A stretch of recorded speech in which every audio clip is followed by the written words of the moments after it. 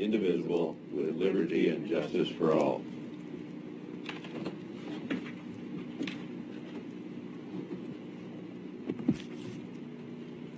Commissioner Gold is to my right, and then County Counsel to her right, Administrative Staff John Jesuit. To my left, Director of Curry Operations, Julie Smelzer, and we have Commissioner Pash on the phone. How about a volume test again there, Commissioner? Everything's good. That's Doesn't sound like we have too bad of a delay here. I'm going to start with a line of duty desk report. I was hoping I could put this off till our 23rd meeting. Actually, I want to go to the fire report real quick. We don't have Emergency Management Coordinator Dumeyer on the agenda, but I'm sure he, since he's here, probably would like to add something. In talking to Mike Robinson this morning, possibly as many as 600 homes destroyed in Phoenix last night. The fire started yesterday morning. That needs to be confirmed, but there's so many fires and so much activity and so much pressure on our firefighters that it's hard to get and trust really reliable information. The governor's press conference yesterday, I thought she did quite well.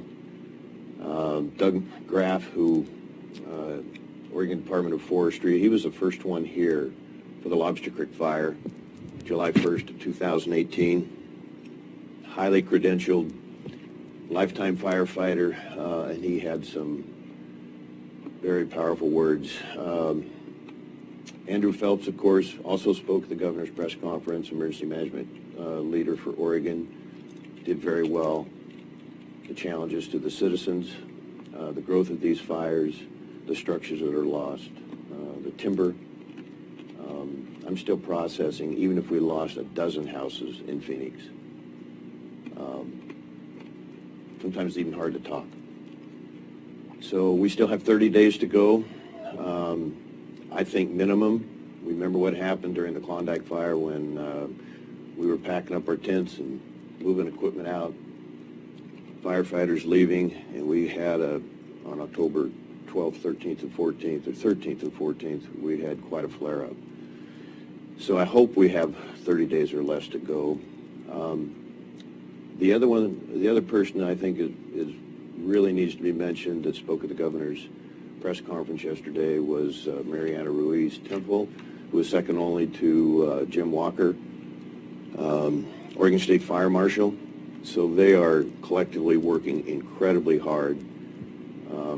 Their biggest hope today was that the temperatures and the conditions would change at least by Friday, and then instead of doing evacuations, they could actually do firefighting. So they remain quite hopeful on that.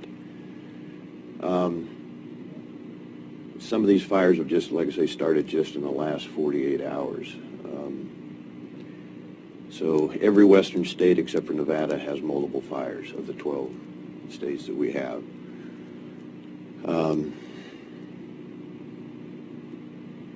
Just praying for conditions to change, weather to change. Mike Robinson said this is like something only happens every 100 years. This mixture, combined program that's affecting. We may have lost houses in Ashland. There was a lockdown. They couldn't get out last night. I-5 closed.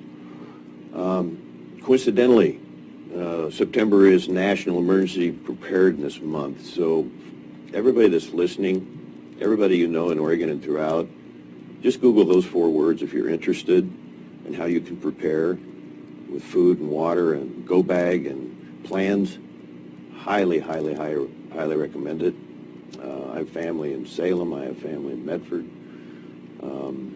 And again, just hope and pray we get through these next few days and not have any new fire starts.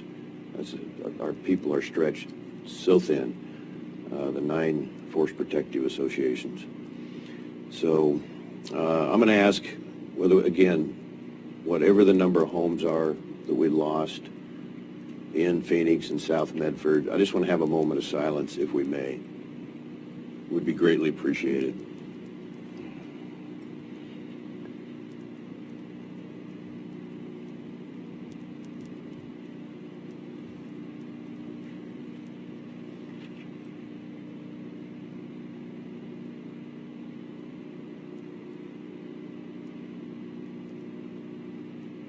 Thank you. Mr. Dummeyer, did you want to add something?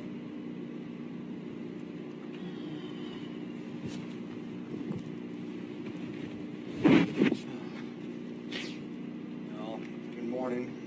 For the record, Jeremy Dummeyer, Curry County Emergency Manager. This past 24 plus hours have been quite a challenge in the state of Oregon. These next 24 hours will continue to be a challenge. I want to give a quick rundown of the major fires here in the state. Right now, there are no fires in Curry County. I'm going to implore that the citizens that are listening keep in mind one less spark, one less fire, because right now, that's what's going to keep us from having a catastrophic event is one less spark. So anything you can do to not cause a fire at this point is greatly appreciated because we're stretched thin. So going around the state, most of these fires all started in the past 24 hours. Whether that's the Riverside, the Alameda, the Oba Chain, North Bank Lane, the Archie, the Holiday Farm, the Thielson, the 242, they all started relatively recently. The largest fire right now in the state is the combination of the Beachy and Lion's Head fires. These two fires are burning from the east side of Salem. There are structures lost in that fire. It currently has different evacuation levels of 2 and 3 for the Staten, Sublimity, Silverton, Elmsville area, and it's encroaching upon Salem from the east. Combined, that is, as of last night at 10:30, 230,000 acres in size. That is the one fire that's been active since the 16th of August. The Riverside fire, which is coming up on Malala and Estacada, that fire started yesterday. It is already 105,000 acres in size. Again, is running up towards Malala and Estacada. The Holiday Farm fire outside of Springfield, which has burnt through several small communities and has taken houses with it. That, as of 1 o'clock this morning, is 105,000 acres. It is running down the McKenzie River Highway towards Springfield. There are closures and evacuations as well for that area.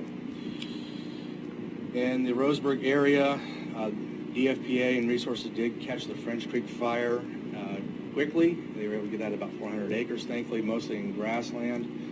However, the Archie fire to the east of Glide has ballooned rapidly to 15,000 acres and is already pushed into where the French Creek fire was and is continuing to move towards Roseburg. To the east of that, the Thielson fire just came out. That is burning the Diamond Lake Resort area. I do not have a size yet on that fire, but that just came out late last night. The Obachan and the Alameda Drive fires outside of Medford. Obachan is, as of last night, 8,000 acres, burning from the north side of Medford, the Central Point area. Alameda, best information shows 3,000 acres, burning in the Phoenix area. There is loss of structures in that area as well. There's another evacuation that was put in place for Central Point. On a personal note, my uncle's house is in the level 3 evacuation in line of fire there. 242 fire outside of Klamath Falls. That one, as of last report, is over 10,000 acres. These fires in Oregon that I've highlighted, almost all of them have a conflagration act attached to them. Our conflagration status in the state of Oregon is that we are stretched thin. If we need a conflag, we're going to be fighting for resources to get a conflag down here. So again, one less spark, one less fire in Curry County today. In nearby Coos County, Coos Forest Protection Association, along with adjoining resources, have aggressively attacked the North Bank fire, which is off the Coquille River in between Coquille and Bandon. Last night, my report on that was 300 acres. Very aggressive attack. despite being in 5-year-old reed prod, spotting into red slash. They've managed to hold that, and again, the last report I have is 300 acres. Hopefully it stays that way. What's pushing a lot of our smoke into our area is the Slater fire, and this one blew up aggressively last night. As of 10 o'clock last night, it was showing 38,000 acres. This is the fire that started in the Happy Camp area. It is primarily pushed north and is now across the Oregon border. It is in the Josephine County side to the general east of 199. I say general, there are spot fires in and around the bug station, so there's obviously the chance that it's on the other side of the highway at this point. 38,000 acres was the report at 10 o'clock last night. With the way that we've had the east wind event here, which is a historic east wind event with a very tight pressure gradient, these fires have had great, phenomenal growth potential. I have passed out those maps to the board, and Commissioner Pasha did email you that map as well, so you should have that available to kind of reference. I mentioned the next 24 hours, we currently are under a red flag warning throughout Oregon, with very limited exception. Curry County is entirely in a red flag warning. Red flag warning is in effect until 11 a.m. tomorrow morning. It is in effect for our fire zones, which include 616, 618, and so on. Basically, the discussion is hot, dry, poor humidity recoveries, and that's what we saw yesterday. Humidity's in the teens and single digits, with temperatures up over 80 degrees, 90 in the interior. The smoke helping to cap that from getting too much harder. Unfortunately, smoke helps to dry things out. We are looking at better days ahead. Once we get through today, we will see some humidity recoveries. Today is currently the last day that we are forecast to see teens for humidities in 80s on the coast. Tomorrow, we're expected to see 30% relative humidities, which is better. We are expected to see temperatures dropping into the upper 60s, which is generally more ideal. And if the forecast holds out, there is a chance of rain forecast for Monday and Tuesday of next week, which I am very hopeful for. So at this point, again, as I mentioned, one less spark, one less fire. If we can make it through the next 24 hours, we're doing something right. Again, no fires here in Curry County at this time. For anybody that's interested in helping, because there's a lot of help that's needed, a lot of people that are suffering, the best thing you can do to help is to donate. Donate to your charity of choice. Donate to an organization that helps in disasters, such as Red Cross, such as Reach Out Worldwide. Donate, because they can take those dollars and use them as needed. There's a lot of families that have been displaced. The Red Cross is actively moving resources where they can to assist with those families with evacuation points at different fairgrounds and different centers. Donate. That's going to be the biggest thing. Again, the charity, the organization of your choice, that's the best way you can help out in these events. Yes. Question? Yeah, go ahead. I just had a comment. I really appreciate your detailed report. I've had lots of people asking questions, so that helps me. Also, I got an email from Red Cross today, and they are doing amazing work. And like you said, I'm going to encourage people to donate, probably to Red Cross, simply because they're here on the ground. So thanks, Jeremy. Absolutely. Right. Thank you. I'd like to make a comment. Yes. Go ahead, Mr. Yeah.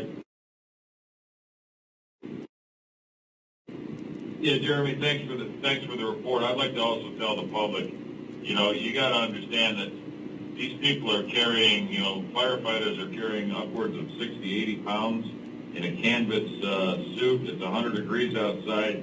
Just think about that, and they're running into fires and putting their lives in danger. These are the first responders that we have that live here, and they do this with a grateful smile on their face. And we just need to recognize and acknowledge them for the service that our first responders give.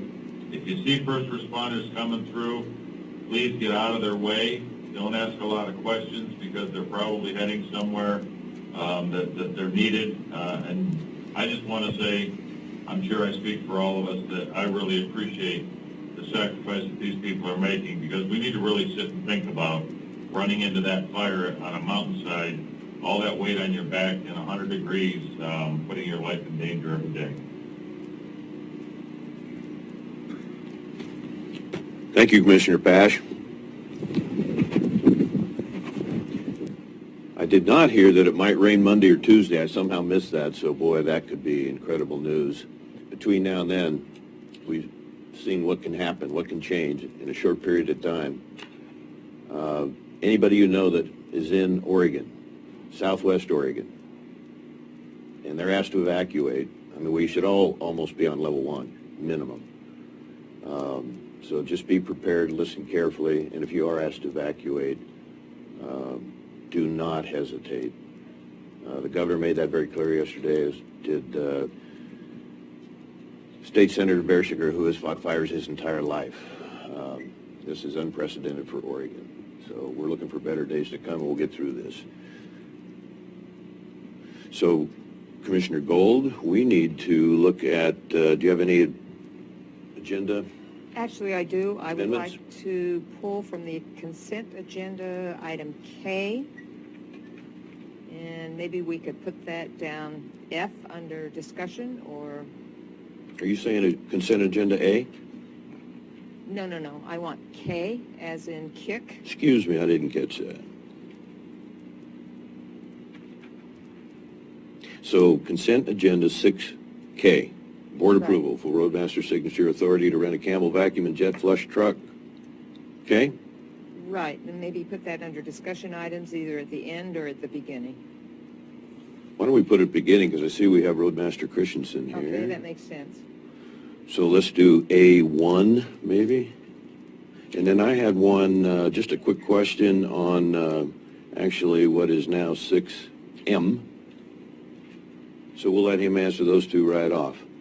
Okay. So we're not keeping him. Thank you, Commissioner. Do you have any I have others? one. Go ahead. 7A. Commissioner, I didn't see an IGA agreement with that on the meeting, on the packet. Was there supposed to be one there that didn't make it that you have now, or? You know, what we had, Commissioner, was kind of a directive that we could presumably approve in a general sense. Since we're not meeting again for 2 more weeks, let me see if I can. Yeah, but I think if we're going to have an IGA, Commissioner, I think we need to see that IGA and read through it before we could approve this. I mean, that would, I think, would be making a huge mistake without actually seeing an IGA. Excuse me, it's not on here. I had made arrangements to have that available, and it was a start. Yeah, it should have been on there. So I understand your. Pull that and put it for the next meeting. That's fine. I agree with that, Commissioner Gold. I agree with that also. Okay, that's all I had. Yeah, I can see why you would hesitate. It was to be on there, and I'm not sure what happened. Could be from my end. What else do we have? That's all I had. So I move that we approve the agenda as amended. And repeating that is A1 and A2 under discussion action items. And those are both roadmaster questions, correct? That's correct. Okay. I'll say. Thank you, Chair. I'm so used to calling you Chair Pash. Thank you, Commissioner Pash.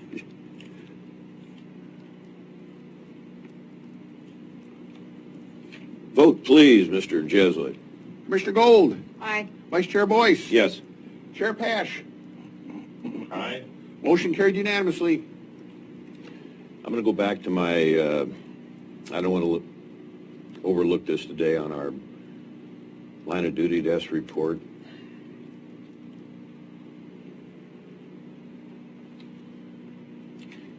And the reason I don't want to pass it up is because on August 19th, we're up 30 law officers, police officers killed in the United States in the line of duty. And you've heard me say for 2019 it was 147, so at 188, and we still have 3.5 months to go. It shows you where our country is right now and why I didn't want to delay this. It's a breakdown of everything we stand for in some of our major cities. And so our hearts go out to those men and women that are there every night and trying to push back and restore order, protect the public property. So hopefully that number will freeze right there for the rest of 2020. Military victims of death, line of duty, up 1 to 23. And the firefighter deaths in the line of duty is up 13 to 57. And that's a surprising number, too. So I'm going to ask something we've not done before, a second moment of silence for these men and women that have given everything.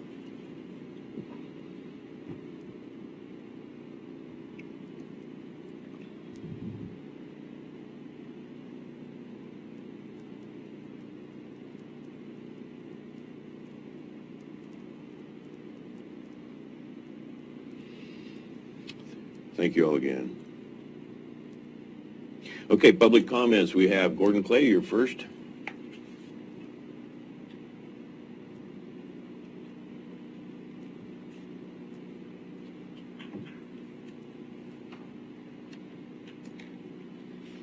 Thank you. For the record, my name is Gordon Clay from Brookings, Oregon. September is Suicide Awareness and Prevention Plus Action Month. And as with this pandemic, we must become conscious of what may lie ahead. Oregon had its first case of COVID-19 February 28th of this year. We've been pretty lucky for the last 6 months, and it's never too early to prepare for the future. Rural Oregon, like most rural communities, lacks adequate behavioral health knowledge and services. As the pandemic drags on, we can expect unemployment and mortgage abatement programs to be reduced, and when that happens, it will become a major risk factor, especially for men. Couple this with the fact that rural men and women have higher rates of suicide than their urban counterparts. Part of this disparity is that more rural Oregon homes have firearms present. Evidence consistently indicates firearm ownership is not associated with suicidal thoughts, but access to a firearm increases the risk of death by suicide. Males represent 87% of successful firearm suicides, and youth who have not learned the skills to cope during this pandemic that makes them feel more vulnerable and out of control are particularly at risk. Research shows that 82% of teens who died by firearm had located the family member's firearm to use. The National Shooting Sports Foundation encourages voluntary storing firearms away from the home when someone is feeling suicidal, has recently attempted suicide, or is experiencing a crisis until the situation improves. They encourage safe storage at all times, locked, unloaded, separate from ammunition, in secure locations, not just during times of crisis. This is not a pro-gun or an anti-gun issue. It's a safety issue. In a study conducted by 871 residents of Lapine and Prineville, Oregon, found the need to make it socially acceptable for friends and family members to hold on to a potentially suicidal gun owner's firearms until the crisis has passed. They also found that it was extremely important that the person asking is a trusted friend or family member. While many people who attempt suicide had not developed a plan, 48% of people who were seen in a hospital following a suicide attempt thought of the suicide fewer than 10 minutes before making the attempt. Another reason for keeping firearms secure.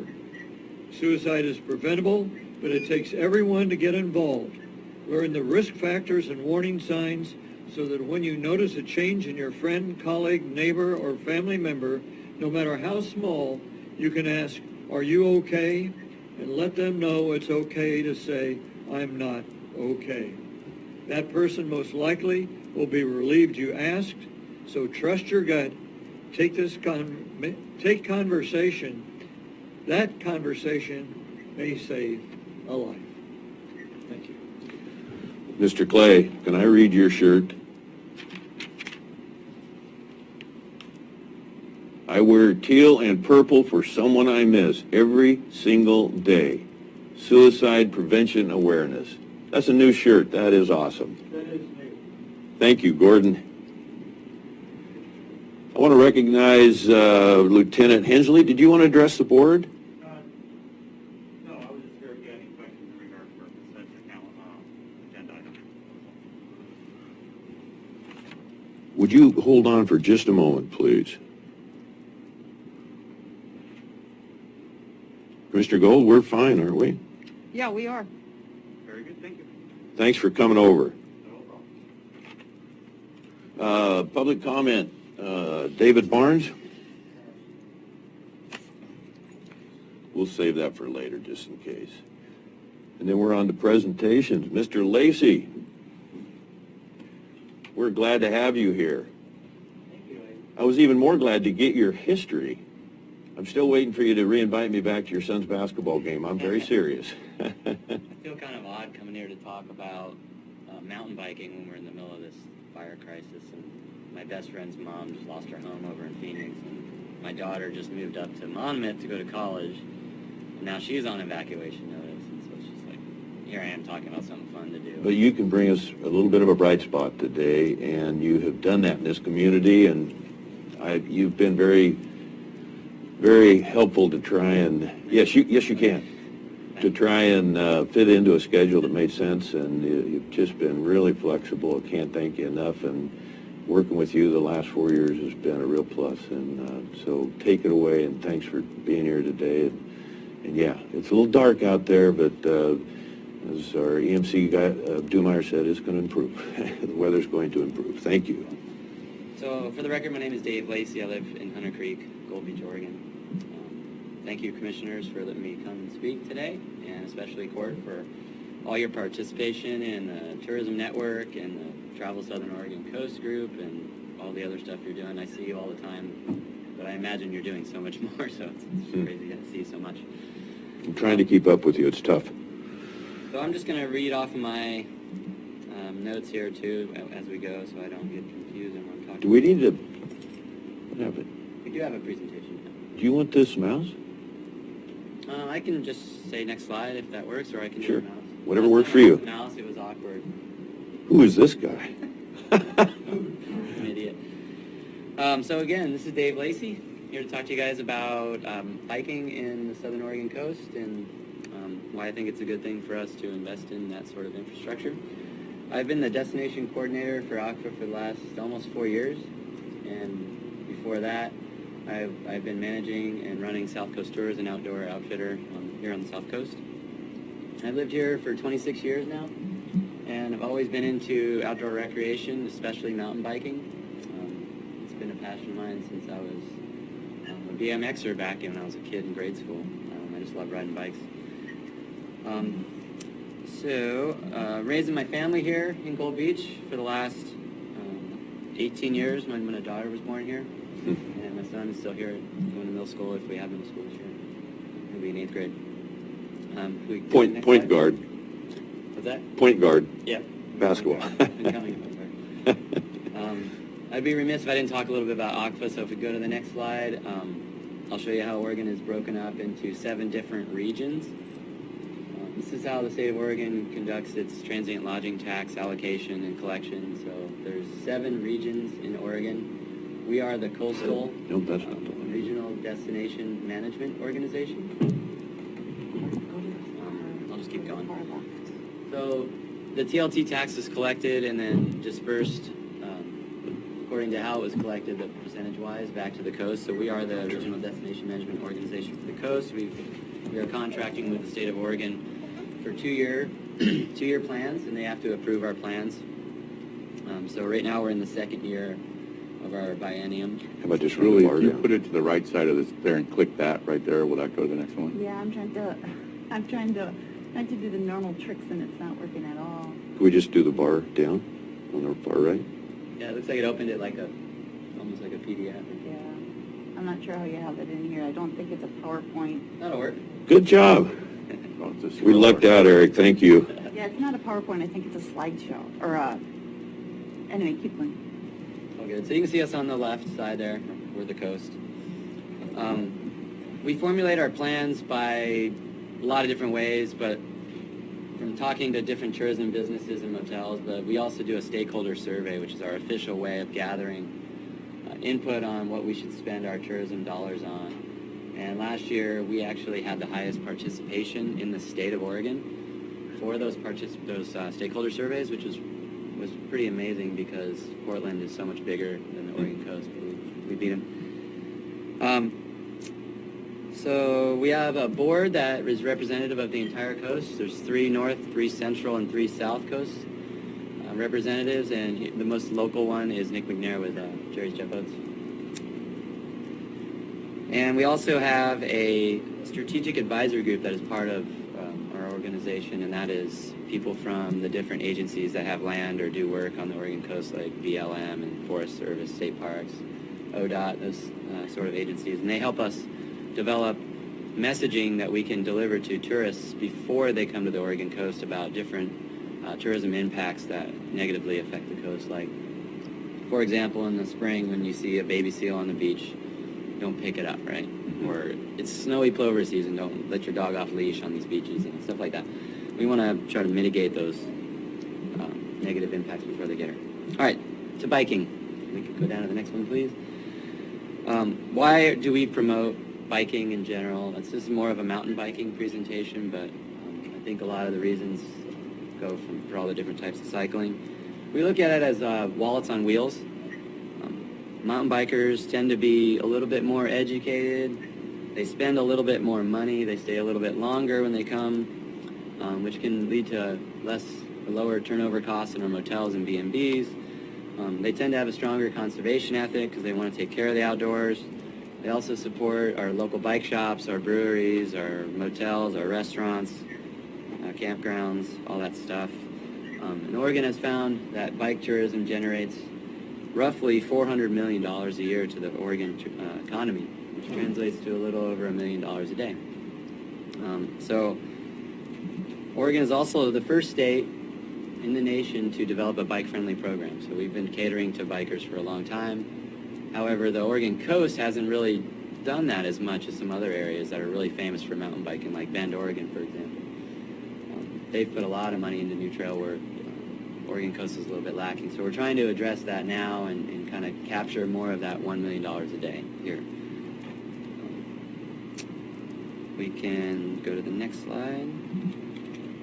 So how this all started, really, I think it went back to the 2013 and 14 Rural Tourism Studio that we had for the Wild Rivers Coast. The tourism studios were conducted by Travel Oregon. They gathered all different types of stakeholders to this area and different workshops throughout the Wild Rivers Coast. We tried to garner information on what we should be spending our money on, what do we want to promote, how do we want our area to be looked at in the tourism realm. But essentially, everybody went back to promoting our natural assets. That's what we have the most of here. We're wild, we're rugged. There's lots of outdoor space, quite a bit of public land. So we really wanted to focus on how to utilize that in a positive way. One of the things that came out of that studio was the Wild Rivers Coast Scenic Bikeway proposal and then designation. We are the only scenic bikeway on the entire Oregon coast, which is pretty cool. It's up by Port Orford. Goes from Cape Blanco up the Elk River into town. It's a neat way to promote street cycling. So that was one project that came out of that. We also came up with a regional trails plan for the whole South Coast. And inside of that regional trails plan are a couple of the projects that I'm going to talk about here in a minute. We also thought fat tire biking might be a fun niche biking concept to promote. So fat tire bikes, if you're not familiar with them, they just have giant tires, like it says. But you can ride on the beach with those. They were originally created for snow riding, but they work really well on our beaches, so we thought that would be a fun way to promote biking here. And we did a couple of events. We came up with some brochures that are still being distributed all over the South Coast. So that was kind of a fun project. And then when the north part of the South Coast up around Coos County and Douglas County saw what we were doing down here, they wanted to have one of those rural tourism studios. So they did one in 2017, and they invited us up there as well, but not everybody from the far South Coast made it, but it was mostly Bannon to Reedsport. And out of that, we had developed this tourism network, which is the entire South Coast region, Reedsport down to Brookings. So one of the big projects that came out of that group, they were in alignment with Wild Rivers Coast outdoor assets. That's what we have. Let's work on those. So we came up with this idea to create a world-class mountain bike trail system called Whiskey Run. And it's kind of unique because they, up there in Coos County, have a lot of county-owned land for timber. We don't have that here in Curry. But that was something that they thought they could really push the process through faster because there was, they own the land. They can help with all the intergovernmental agreements. They can help with the forester who eventually got on board with this. But in the long run, we started a project to develop, right now we have 23 miles of world-class mountain biking trails there. They're kind of like roller coasters for mountain bikes. They're super curvy and really fun. It's different. Like, it's not like a old hiking trail that you ride a bike on. This is really high-end, fast, fun. It's not always difficult. There's different levels, but 23 miles of world-class mountain biking, and tons of people are going there. There's license plates from all over the West at that trail system. It's pretty awesome. And also out of that process came we took the regional trails plan that we had and developed a plan for Curry County, because Curry County we wanted Curry County to have something similar to Whiskey Run, so I kind of wanted it to be bigger and better. So we actually have a couple of proposals. So we can go to the next slide, please. I'll talk about one of them right now. This is on our national forest lands, just up Hunter Creek, just east of Gold Beach. This is the Red Flat area. It's the ridge headwaters, almost the headwaters of Hunter Creek and the North Fork Pistol River. Some really unique characteristics for this area is its proximity to town. It's only 11 miles to Hunter Creek from there. It's got really unique geology. If you haven't spent a lot of time up there, it's very, very cool. It looks almost like Nevada and Arizona, and it's dry, and it has like different soils there, nickel laterite soils, and a little sparser vegetation. The climate is very favorable for mountain biking. We got this banana belt thing going on down here on the South Coast, which is pretty awesome. It has really high conservation value, so we want to protect that with a trail system, and you can have mountain biking while protecting the wildlife and conservation values in an area. Just to the north of the blue there is a proposed botanical area, Viva Stancil botanical area, so we want to stay away from that. But there's still plenty of land up there, plenty of room for mountain biking as well. There's a lot of mining history in that area. There's quite a bit of exploratory mining and old mining that was done already, so there's these neat sort of wood trellises where they used to load the ore onto trucks, and probably before that it was pack mules, but a lot of that stuff is still there. It's really neat to tell that story while you're in the mountain biking. So there's some neat lakes up there. It's just a really beautiful area. I think it'd be really fun for mountain biking. We've got a few mountain bike influencers and mountain bike trail builders into that area, and they thought it was like Zion meets the Oregon coast. Like, they just thought it was really neat. It'd be a really fun trail system. The trail management up there will be a lot easier than, say, coastal trails, because it's so dry and sparse because of the soil type. There's a little less density of trees, so I think the management of a trail would be a lot easier up there. We have a really engaged Wild Rivers Coast International Mountain Bike Association chapter here that does a lot of work. We spent 500 volunteer hours on the Lower Rogue Trail restoration in the last 2 years. They're engaged and want to do this as well. We just made a pitch to the Wild Rivers Coast Forest Collaborative to maybe help out with the NEPA process, so we're going to try and just generate more support, and that's part of why I'm here talking to you guys. Maybe we can get a letter of support for this project as well.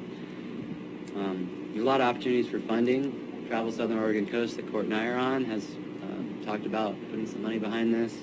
OCFA, the Oregon Coast Visitors Association I work for, has money for trail development and planning. Travel Oregon is very supportive of this project. We had them up there to look at this, and Some of their trail specialists really thought it was awesome. So with county support, I think we can move this through the Forest Service, which is a very slow process. But We'll speed it up. We can also host travel riders and influencers up to the area once it gets established to really put the word out about how cool it is. So another project, the next one please, is right here at Cape Sebastian, just south of town. We've been working with state parks. This project is a little further along in the process. We've already or just submitted this week more detailed lines on the map like that one there. So that first proposal you guys saw was just a general area. We could build trails in this area. State parks got that same sort of concept and said, all right, we want some detailed maps now so we can really look at the different values that might be in conflict there. So this is this map that they're going to get. It's bigger than what you see on there. I just couldn't fit it all on the slide. But this would be, when we think at Red Flat, we might get 17, 18 miles of trails up there. This would be more like 11 miles of new trail with 7 miles of some rehab of the existing trail to come up with around 17, 18 miles of trail. Some unique things about Cape Sebastian is its proximity to town. You could actually ride from the top all the way down almost to Hunter Creek. You just have to jump on the highway for about a mile and you could be down at the brewery, which would be a pretty fun way to ride and then have a beer afterwards or ride into your motel or your campground there at Turtle Rock. It would be pretty fun. It's really rare to have dramatic coastal ocean views on a mountain bike trail. Most of the places in Oregon are just mountainous. They don't have the ocean views that this place would have. There's a lot of potential for really cool ocean views at this spot. Again, the mountain bike group is very supportive of this. They want to help with maintenance and volunteer work. Right now we have a $50,000 commitment from Travel Southern Oregon Coast that hasn't been spent. It's just we can put 50 grand into this, so we'll use it for match when we go looking for grant funding. All of these are going to be grant funded projects, so we'll have to sharpen our pencils and start writing grants. But one thing cool about Cape Sebastian that is unique to the entire state of Oregon is you can ride here year-round. It doesn't get snowed out. Bend is snowed out all winter long. Oak Ridge, the other place that's really known for mountain biking in Oregon, is snowed out. You can't ride there all winter.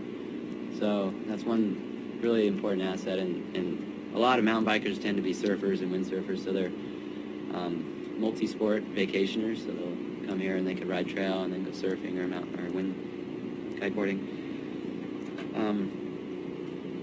With this project, with Red Flat, with Lower Rogue Trail, with Whiskey Run, we would have 4 trail systems on the South Coast that would attract riders from all over the world, definitely all over the western United States, because what they want is to be able to ride for multiple days.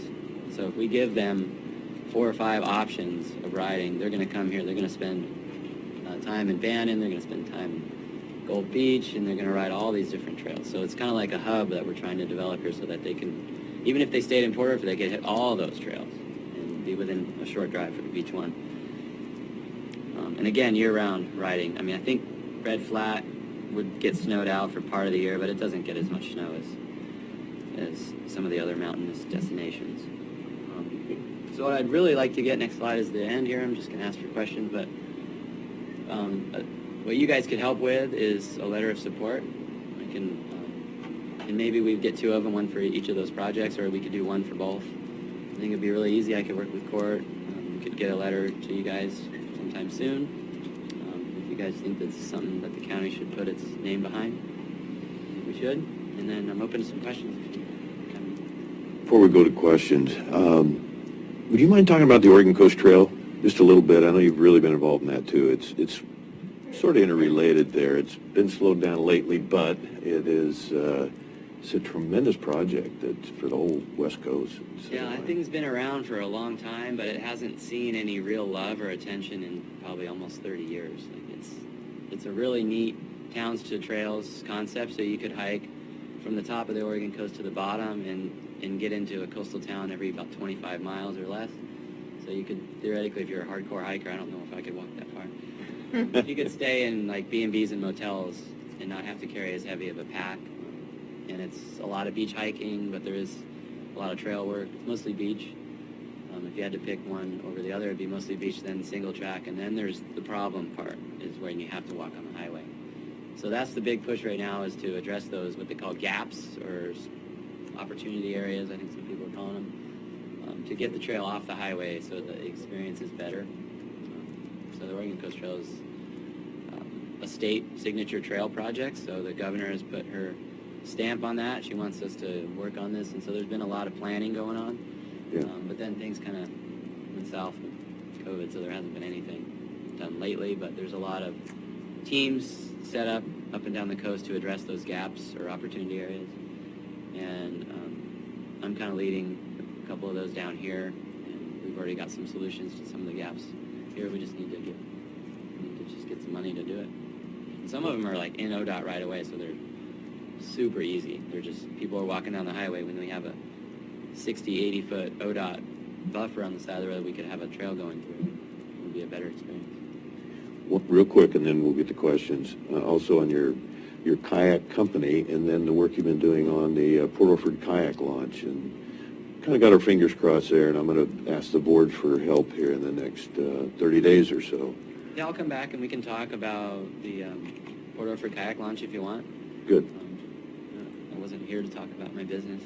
No, I was going to put you on the spot a little bit. you got a family to raise. It's we had a great season this year, actually. Once July hit, we went backwards all the way until late June, but then once that July hit, we were doing pretty good. So I think we've recovered all the losses that we had from the spring. Great to hear. Great to hear. Commissioner Pash, Commissioner Gold has questions, I think. Did you have anything later? I may have one later, yeah. Okay, and you might want to mute. We're getting just some minor feedback. It could be you, it may not be you. Commissioner Gold? I just want to compliment you on your efforts towards improving the tourism here. I think that may be our card that we can play to get out of this economic mess we're in. I just have one question. Your numbers on utilization of these bike, do you have any numbers? Yeah, not really, unfortunately. The best we get is from the Coos County Forester and his anecdotal observations of how many people are using the trailheads, because he's there all the time. So he drives by and counts license plates and just sees the use going up and up and up, but we don't have a real way to track how many people are And using I'm just the trail. going to say, if you really want to get grants and so forth, if you have those numbers, it makes your case much stronger. That would be sweet.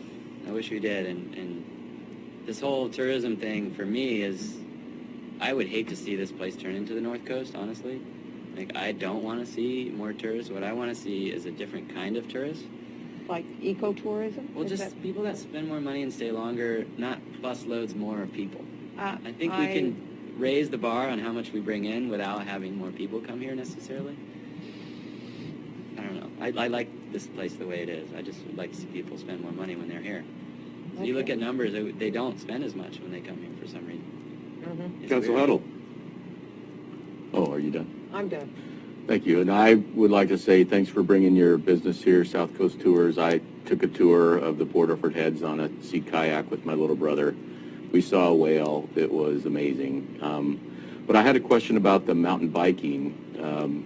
I came from a jurisdiction that had a lot of experience with sports tourism. It's slightly different, but a little bit related. And we realized a lot of revenue from hosting events such as nationally sanctioned tournaments. I'm talking about softball tournaments and soccer tournaments. And those were gigantic boons to the economy. The International Mountain Biking Association, does it host any races or time trials or what have you?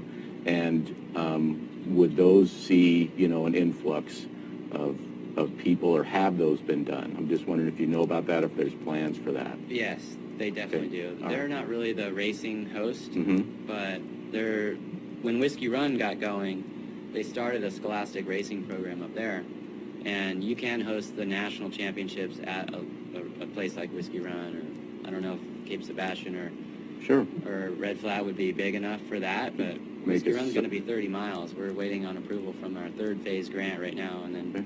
it's most likely going to be 30 miles of trail, which with 3 parking lots, so there's room for all the vendors and Yep. stuff you would need for that. I don't know if Sure, these spots The would do physical that. therapists and the chiropractors. And never, anyway. But I think there is a lot of money in that. And Yeah. you see Brookings is trying to position itself for that with their development of their park, with all the softball fields, Yeah, and the soccer okay. field and everything. Sure. I think they're trying to bring more money in that Yeah. arena. That's all I Vic? have. Thank you, Council. Director Schmelzer. Dave, I just have a couple questions. So, I'm not sure if you're aware of it, I'm guessing you are, that the county is working with the state to take over 3 campgrounds up on Elk River Road. So it would be, on the Elk River there, so it'd kind of like be a string of pearls. And our goal was to market to the mountain bikers and have those kind of be like their niche campgrounds. The county does have 50 acres of wooded property up there, very close to those campgrounds. And I'm wondering if your group has ever had any consideration of working with us to actually put in a trail network close to those campgrounds. Sounds awesome. I would Okay. love to learn more. I served on that county group where we identified and cataloged and put a bunch of information on our county-owned lands. And I don't remember that one. Is it newer or? No, so I was on that group after you, so you were with the original group. That property's still there. It was, your group had actually tagged it for forestry, but it's still there. So it's something Well, that I that'd think be would, very interested. yeah. Yeah. And then the other one is by Cape Sebastian, the county has property we've been saving for a campground. And we always toss around what type of campground is it? Should it be glamping? What should it be? I think that's a really another good opportunity to work with your group to have maybe a focused campground. I know the current parks director, he has seen a lot of opportunity at Boyce Cope because he says a lot of the guests that are coming into Boyce Cope are bringing their bicycles. So he's looking for a way to kind of market that to help get more bicyclists up in that area. I just think that it would be beneficial for you to work maybe a little closer with our staff because I think we could, there's some great opportunities that we could partner on there. I agree with you. We looked at the Boyce, that area that the parks wanted to trade with the county, Yeah, and we had a trail guy go in there, and he thought it might not be quite big enough, and there was so much wetland in there that we kind of decided not to go for that spot. But it would be, there's still potential. There's definitely. So I forgot the correct title on that is a Real Property Task Force, I think. we, 2015? yep, Does that sound right? yep, we had the Real Property Task Force. It's That was the 5 one pages. That one was, Yeah, it was big volume. yeah, the one that Dave was on was actually, they had a binder. And then the group that followed also had a binder, but we boiled it down to just a couple pages, yeah. I think we were the Natural Resources Advisory Committee or something like that. Okay. And you also mentioned Coos County Forestry Department. I think they have 16,000 acres, and so don't give up on Curry County having our own forestry. We're slowly working on that. It just takes a lot of time. Better relations with the Forest Service, opportunities there that, and then the RAC agreements, I think we're pursuing that. I am with what we can, and so.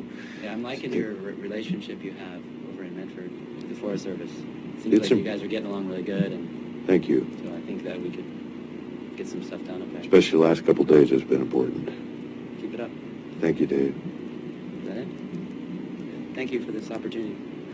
Good to have you here. Mr. Roadmaster, once again, thank you for your patience. Commissioner Gold? The reason I had this pulled from the agenda is because I called Rich and asked about, this is a temporary thing. I'm always looking for a long-term solution. And so we talked at length, and I thought it would be good for the other commissioners to hear from Rich why this is a good thing to do, long-term, look into a piece of equipment that we could actually have here. So, Rich. Good morning, Commissioners. Thank you. I've been working on trying to develop a stormwater preventive maintenance program for the road department. We have years of deferred maintenance. I'm trying to wrap this program around a 12-yard Vector type vehicle that's highly efficient and effective. Our current equipment is trailer type equipment. It's older, it's in bad condition, needed replacement, and it's very inefficient and ineffective. Storm drain maintenance is a real critical part of a roads maintenance program, because if you protect your drainage, you protect your roads, you protect your road base, you protect your roads from washing out. And so to have a strong preventive maintenance program will help protect your roads, but also protect the county from any kind of liability in case there is a flood and private property is damaged. If you don't document that you're maintaining your system, it puts you in liability. So I've been working with staff on this for the last 2 years, and working with interagency agreement with the state to rent their Vector truck. And so I've been working with the vendors of several different manufacturers of 3 different types of Vector trucks. There's Camel, Vector, and Vac-On. And asked them to come down here and do a free demo, show our staff. And so we just did a demo last week, and Commissioner Pash attended. And it was a 36-inch cross culvert that was full of gravel that belonged to the road department. But then the customer had installed 2 tandem 24-inch culverts downstream through their property that were completely blocked as well. And we cleaned that pipe in 45 minutes with this Vector truck, and talking with staff with our current equipment would normally have taken us 4 days to do this work. And so this is just a start. And so we have years of deferred maintenance. I'm looking at renting this Camel truck for 1 month or 4 weeks at $17,000. And mobilization is a big part of it. Just to bring it here is $6,500, and it's really important that we have this type of equipment because we have a large storm drain system that we need to, and we're responsible for maintaining. And so I would like for you to approve the road department renting this equipment for 4 weeks. Director Meltzer? Rich, would this help address a lot of those problems we're having down at the port in Harbor? Make sure it's not a fire call first. You know, I turned that sucker off, and I don't know how that happened. Sorry, I apologize. No worries. It would. Not that those pipes at the port belong to the county, but would we be able to do an interagency project and help them? Yes. You know, currently, if we were to contract out with a company in Portland or in California to mobilize in here, you know, we're paying $6,000 just for them to get here before they clean 1 pipe. And so if we did have this equipment, it's possible that we could help the port with their issues, and we could also take care of our issues down there efficiently and effectively as well. Very good. Commissioner Gold, thank you. I just wanted to mention the fact that 4 days of hard work versus 45 minutes. Think of the amount of time and effort we could save, and not only that, I like your idea of interagency agreements. Now, I also suggested that you look at finding bids for that equipment and maybe long-term purchasing that, because, I don't know, I'm kind of a thinker that likes to think ahead. If you do it now, then you're not going to be paying that $17,000 now, and of course it's going to go up. Although we don't have any inflation, I know, but I'm tongue-in-cheek there. That's our goal, and it's in our 6-year equipment plan to buy this equipment. But you're talking anywhere from $400,000 to $500,000 for this investment. And so I'm working on a path to show why we need to buy the equipment. Right. The difficulty of maintaining our system, and working on that justification for this purchase. Good idea. So, And Richard, whoop. Go ahead, Commissioner Pash. yeah, I just want to comment. I was with Richard, and this machine was, I mean, jaw-dropping. It's amazing to see how it worked. To watch his guys quickly pick it up and actually take a hold of the equipment within an hour of these guys setting the machine up. His guys were on it and starting to use it already. I think the learning curve on it would be quick. My issue with purchasing a machine like this is if you can lease this machine for $17,000 to $20,000 a year, and it doesn't have a Hobbs meter on it. So if we leased it for a month, as we talked about with the people that have this equipment, it's not an 8-hour-a-day or 40-hour-a-week Hobbs meter rental.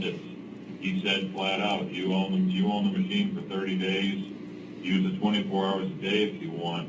I could see the maintenance on a machine like this while it was there.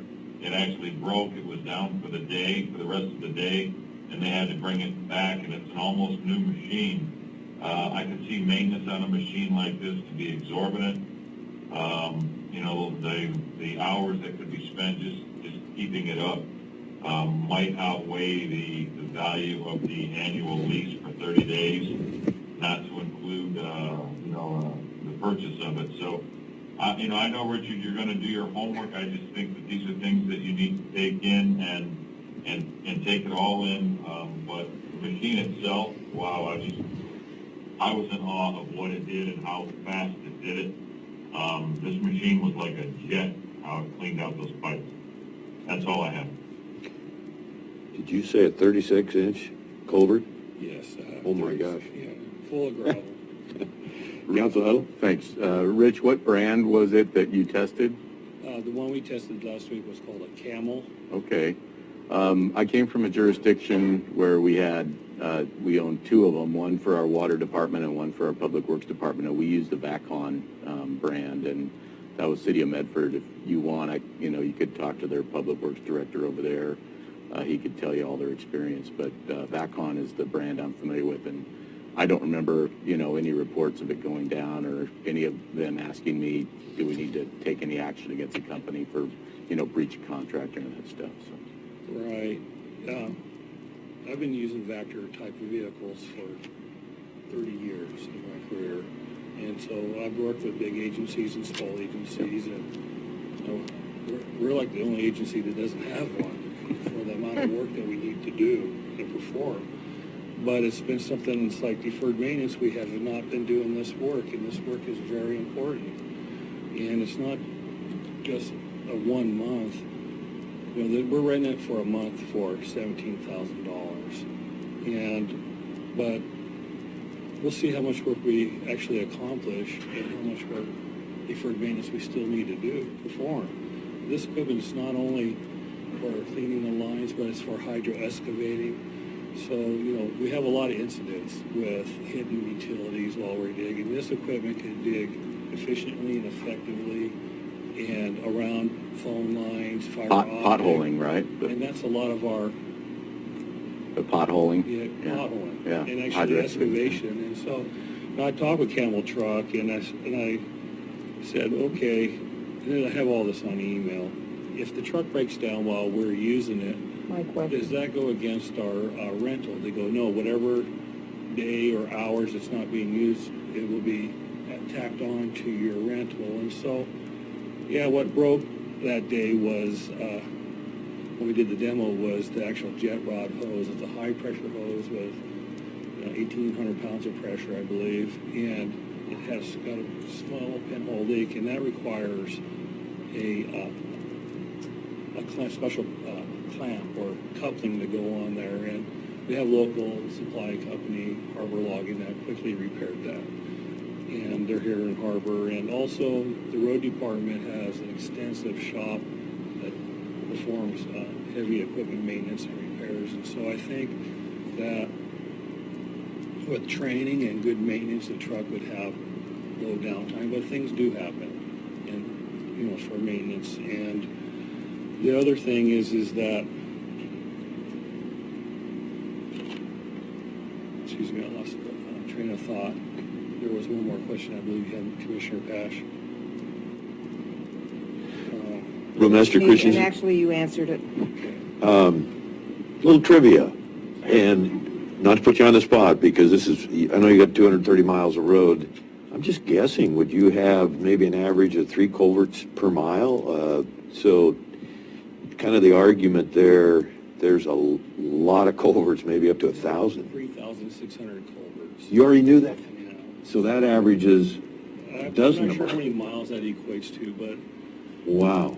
it's a few miles. Give me a rough idea of the average size of the culvert, if you had to. Our standard minimum size is 12 inch, but Okay. we have culverts running all the way up to like 8 feet in diameter. Cross culverts, they're on creeks and drainages. The majority, I would say, are 18 to 24 for our cross culverts, but we have plenty of 36, 48,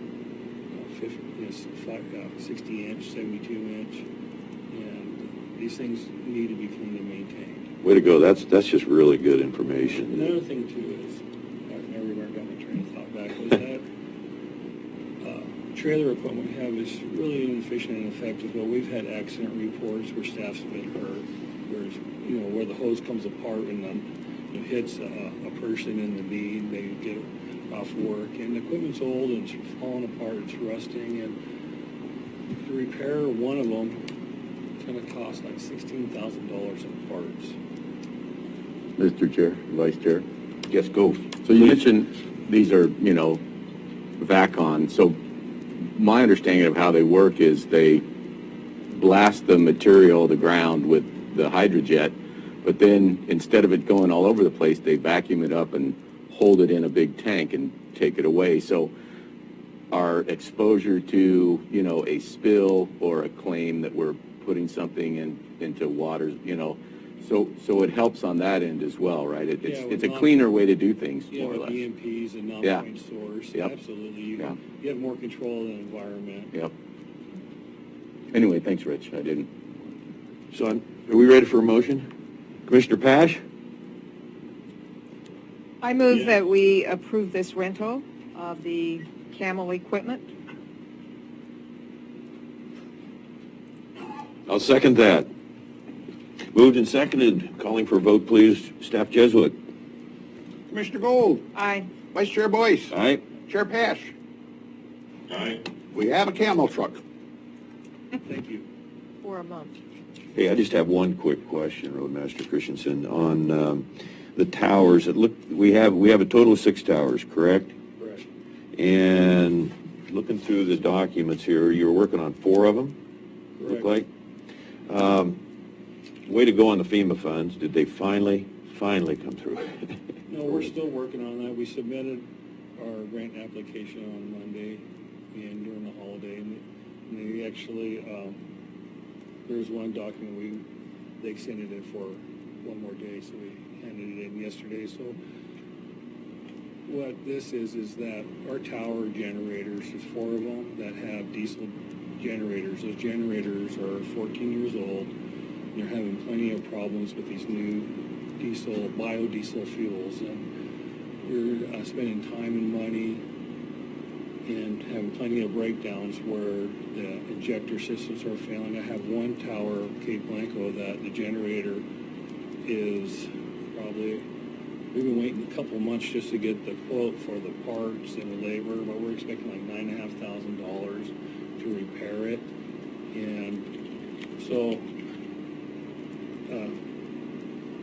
Office of Emergency Management and Department of Land Conservation and Development contacted me that there was leftover FEMA funds from the 2019 storm events, and that because Curry County was one of the depressed counties, maybe that's the wrong word, but that this funding was, excess funding was available to us, and so I reached out to them to replace these generators, and I also reached out to them for a towers facility plan on managing and repairing the towers to help us pursue other grants. And so OEM denied our application for the tower facility plan, but for the generators, they approved it to go the next step in the process. And so what we're trying to do is replace all our diesel generators with brand new propane generators. And they'll be upsized for future upgrades in the towers. But also, too, is propane is a non-perishable fuel. It can sit there for years and be just as good 5 years from now it is today, where diesel fuel degrades, and these generators are part of the emergency tower system. They have to work when we do not have power. And so... Definitely more dependable. So anyways... So all I'm trying to ask for is, and after I've already submitted the grant application, and it's for your permission that I did, it's okay that I did that. So several months ago, we approved the 700,000 or 800,000 out of the road fund reserves to just have kind of pledged towards those. So this is, so the public knows, this is totally separate from that. This is totally separate, Yes. and this is $200,000, and $150,000 would be provided by, if we were awarded, $150,000 would be given to the project, the towers, and the road department would have to, in-kind services and money from the road fund, come up with the other $25,000. So, I mean, $50,000 to make it 200. So I'm looking at $25,000 of in-kind services for demolition and doing some work up there with my team, and $25,000 from the road fund, if we're awarded. And we'll end up with $200,000 of generators that'll last for the next 20 years at least. So you're actually going to do the installation or help? We would help with the demolition of the old generators, the old concrete pads, install new concrete pads to hold the propane tanks and to hold the new generator. Wow. So no market for the old generators? Probably not. We'll try to public surplus them. Okay. So I'm looking for a motion, board. I move that we approve the roadmaster to move forward with this grant process. I'll second that motion. Been moved and seconded. We need a vote. Staff Jesuit, please. Commissioner Gold, Aye. Vice Chair Boyce, Aye. Chair Pash. Aye. Motion carried unanimously. Thank you. Thank you very much. Rich? Commissioner, Yes, go ahead, Commissioner Pash. yes, sir, I just want to make sure you're maybe mindful of the time for a break for Staff Jesuit. He looks fine to me. So it's required by the law. We're required So by law. I know, I know okay, thank you. And Rich, Yeah, we could take a break. so Rich, just so you know, you're going to have to stick around because we still have 2 more items to go through with you. Okay. Hey, before you leave, this is one of your predecessors, Paul Dobson, come into the office last Friday. He's 92. They just got off the boat trip. He and his wife have been married 71 years. He said be sure and tell you hello. And I appreciate your email very much that you wanted to know if he wanted to go back to work. And so, Not for 90, 92? 90s and being a previous roadmaster, maybe he wants to moonlight and come work for the road department as a consultant. he mentioned that his office and the whole department was under the jail or under the courthouse in those days, so kind of catty corner of where the jail was. Anyway, for 92 he was absolutely amazing, and it had been the first time he was on a river trip since 1957. So it was really good to get to meet him. If I could just say one last thing is Certainly. It's not just me that's working on these tower grants. It's a team, and Jeremy Dumeyer's helping. Department of Lands and Conservation and Development's helping. OEM's helping. My team's helping. So it's a team effort, and it's not just roadmaster. So I just forgot to say that. Thank you. Thank you. So it's 10:15. Everybody back at 10:25, please. Thank you. Item 7B. The primary focus, correct me if I'm wrong, is in recruiting. And with the number of employees we have right now, and you've heard me say, and I think the public tends to generally agree until we see what we're dealing with the next few months, few years, that we don't need an expensive recruiting system. And so I'm trying to justify the expense behind that, and it's no secret where I stand on that. And so would you want to respond to that, not to put you on the spot, Director Schnauzer, but Sure. how we would justify that? Sure. It's, the recruiting is one part of it, but as I explained to the managers yesterday, this software is $25,000 a year. And what it does, the price of it alone is what you save if you have, let's say you hire you have an employee, they don't work out, maybe they work here half year, they don't work out. You've now wasted all that money on training someone that it didn't work out, where you're better off having something that can recruit to a larger audience, get more qualified applicants for us to choose from, and then, of course, hire accordingly after that. We have many positions in this county that require college degrees or equivalents, and we end up hiring people sometimes with no experience just because we don't have a good candidate pool. So for me, the price of $25,000 a year is actually a good investment to make sure that we're getting qualified employees. There's also the aspect that sometimes, and I'm not saying it happens here, but I've seen it where you get employees that maybe are not very skilled in working for the government, and they actually end up costing the county money. And so as far as lawsuits or making mistakes and lost revenues and things of that nature. So I think the $25,000, like I said, is a minimal investment. But then again, we're just focusing on the recruitment part. We have to remember there's far more to this than just the recruitment side of it. There's also that whole taking every applicant through the process consistently, notifying the managers. You now have applications to review.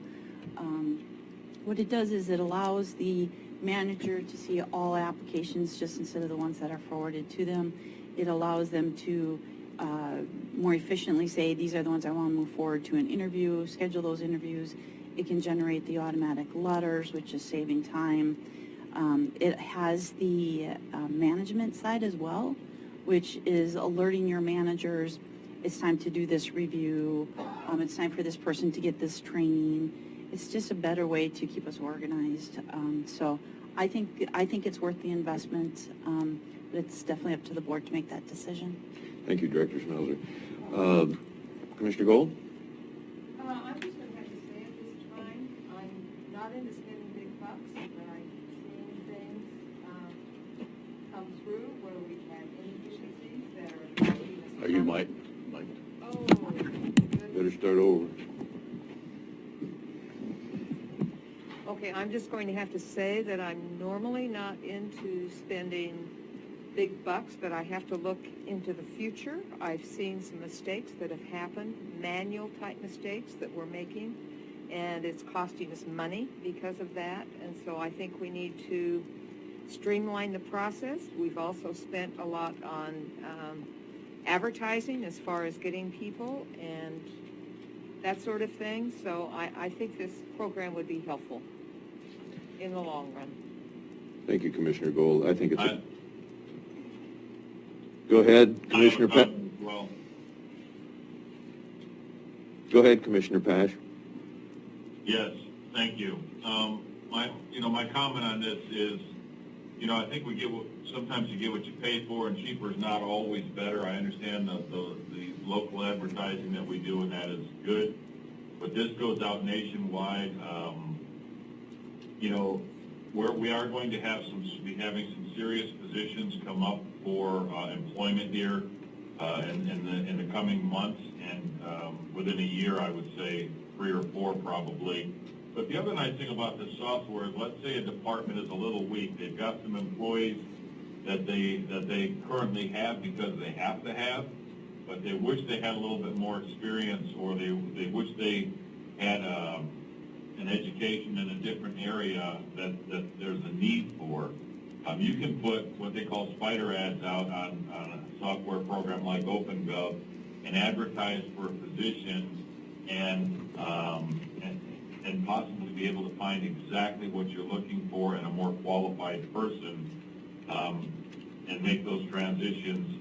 So it's also a good shopper's market because there are so many jobs right now that are out there so many people, that are out there that need employment, that have been let go from government positions. I think if we were going to do this, now is the absolute perfect time to do it. That's all I have. Thank you, Commissioner. I keep hearing people that normally I don't want to spend, Commissioner Gold, and yet what are we saying no to? This is a great program. I just don't want to send a narrative out there to the public that there's a tremendous demand for employees we have here. Maybe a few. But I keep saying, with what our county is dealing with, what our state, what our country is dealing with, a simple discipline of holding the line and not growing government and just seeing what the future brings and then where the money's going to come from. I keep hearing about the savings, and I'm not going to support it for that reason. Nothing's been shown to me that's been specific to represent that this could have been avoided had we had NeoGov, this issue with this department or this employee or any of the above. Is it a good program? Yes, it does come highly recommended. I've done my homework on that. All I've asked is to hold the line, delay for a little bit till we see where our county is headed. And that starts with getting the finance director and seeing what our whole finances, where it shakes down. So I'm looking for a motion. Board, please. I move that we approve the NeoGov program. I'll second. Been moved and seconded that item 6K, 6H, contract NeoGov software. Roll call, please, Staff Jesuit. Commissioner Gold, Aye. Vice Chair Boyce, No? Chair Pash. Aye. Motion carried 2-1.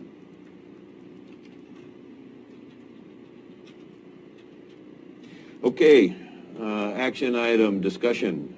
Captain Bill Farrell.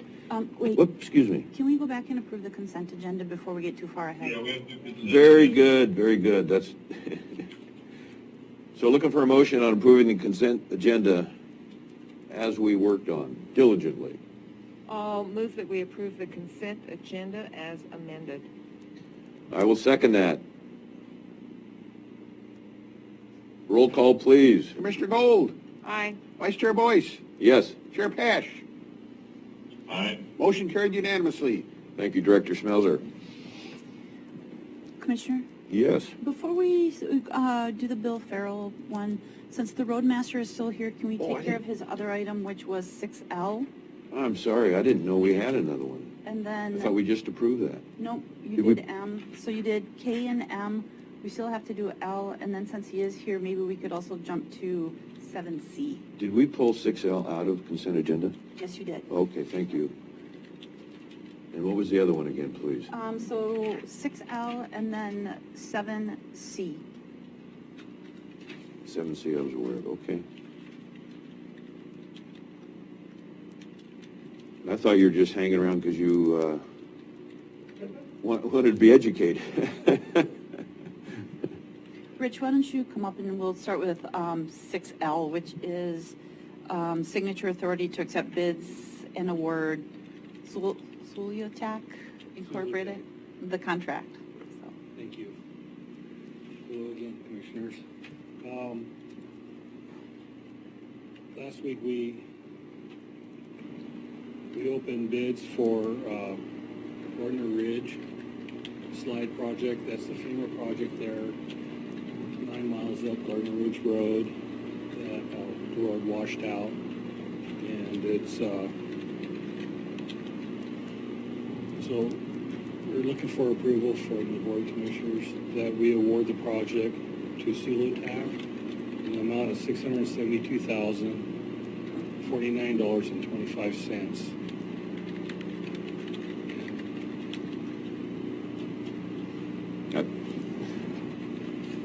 I move that we do so.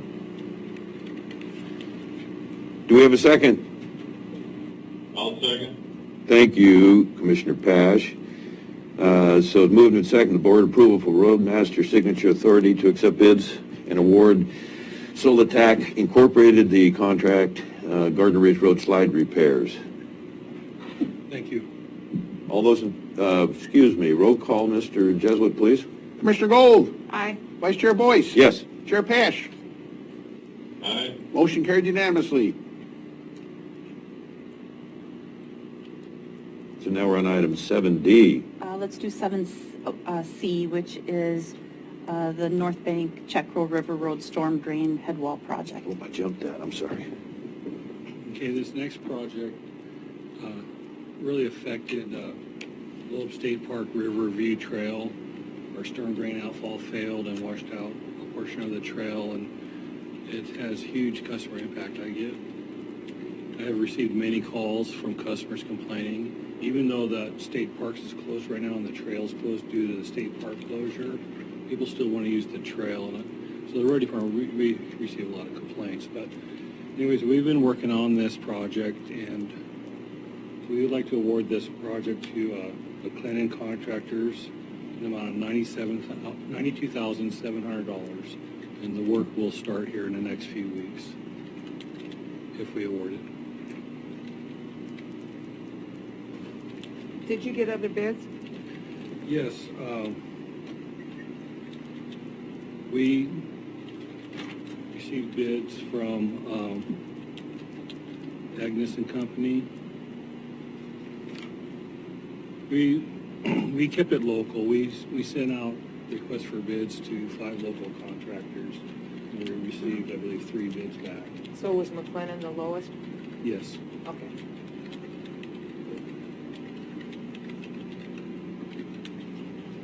Sorry I messed up that. Richard, Yes. didn't you get one bid on this that was very close or even a little bit cheaper, a few $100s, but you went with a local contractor instead? Can't say that. No, not on this project. This we kept it local from the beginning, and we only Okay, did local okay. invitation. It was another one that I didn't saw, I'm sorry. Yep. I think I had the same question in my mind, but we're talking about 2 different projects. Right, there was another Yep, project yep. where And that's coming up. Okay, so I'll make a motion that we approve the Roadmaster Award North Bank Checkrow River Road Storm Drain Project in the amount of $92,700 to McLennan Excavation Incorporated. I'll second. Been moved and seconded. Item 7C, the motion. Mr. Jesuit. Commissioner Gold, Aye. Vice Chair Boyce, Aye. Chair Pash. Aye. Motion carried unanimously. Thank you. We had you for 5 items today. Good job.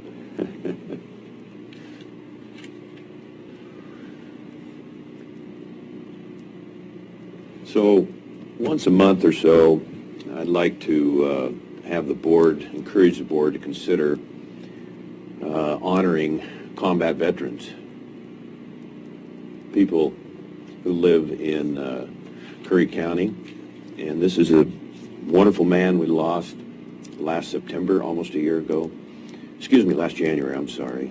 I had the pleasure of getting to know him the last 5 years, and his stories are tremendous. So, board, I'm going to read the proclamation for Bill Farrell.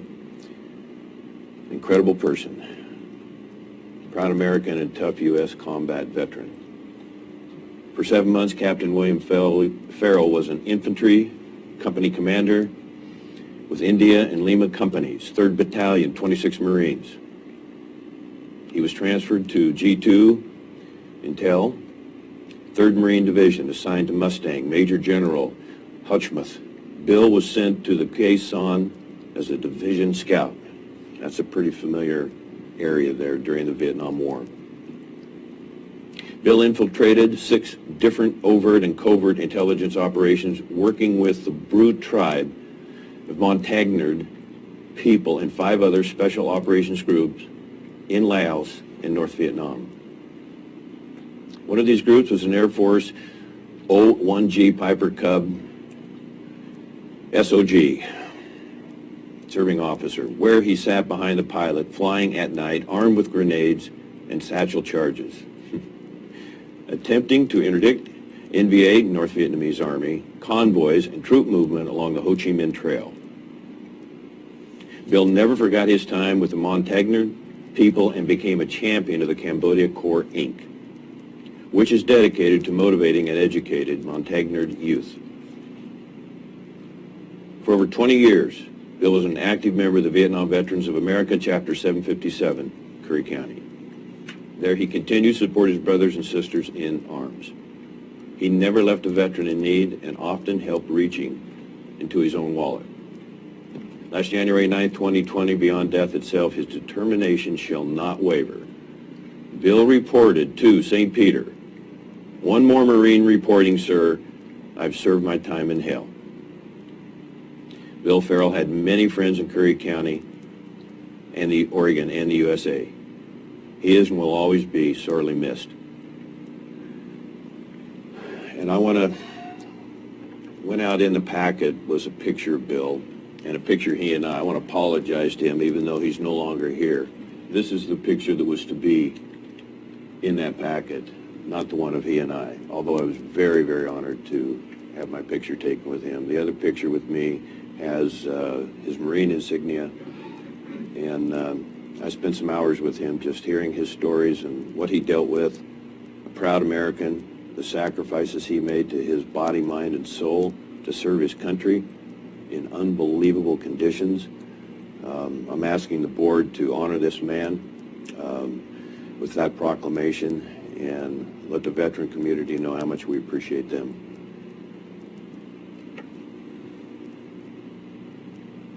I make a motion that we approve the proclamation for Bill Farrell. Thank you, Commissioner Gold. Second? Thank you, Chair Pash. Special moment. Staff Jesuit, roll Commissioner call, Gold. please. Aye. Vice Chair Boyce. Aye. Chair Pash. Aye. Motion carried unanimously. I just want to make a comment also, if I could, Commissioner Boyce. Feel free. My brothers, I'm a Vietnam veteran as well, but my brothers were active over there and flew choppers, and he used to tell me stories about these Piper Cubs that would go in and do what evidently Mr. Farrell did. And what these guys did is they didn't fly at 1,000 or 1,500 feet, 2,500 feet. They were literally 150, 200 feet above the trees, literally dropping grenades and bombs in right where they were sleeping. So these guys would come in, and I think the stall speed on a Cub was about 40 knots.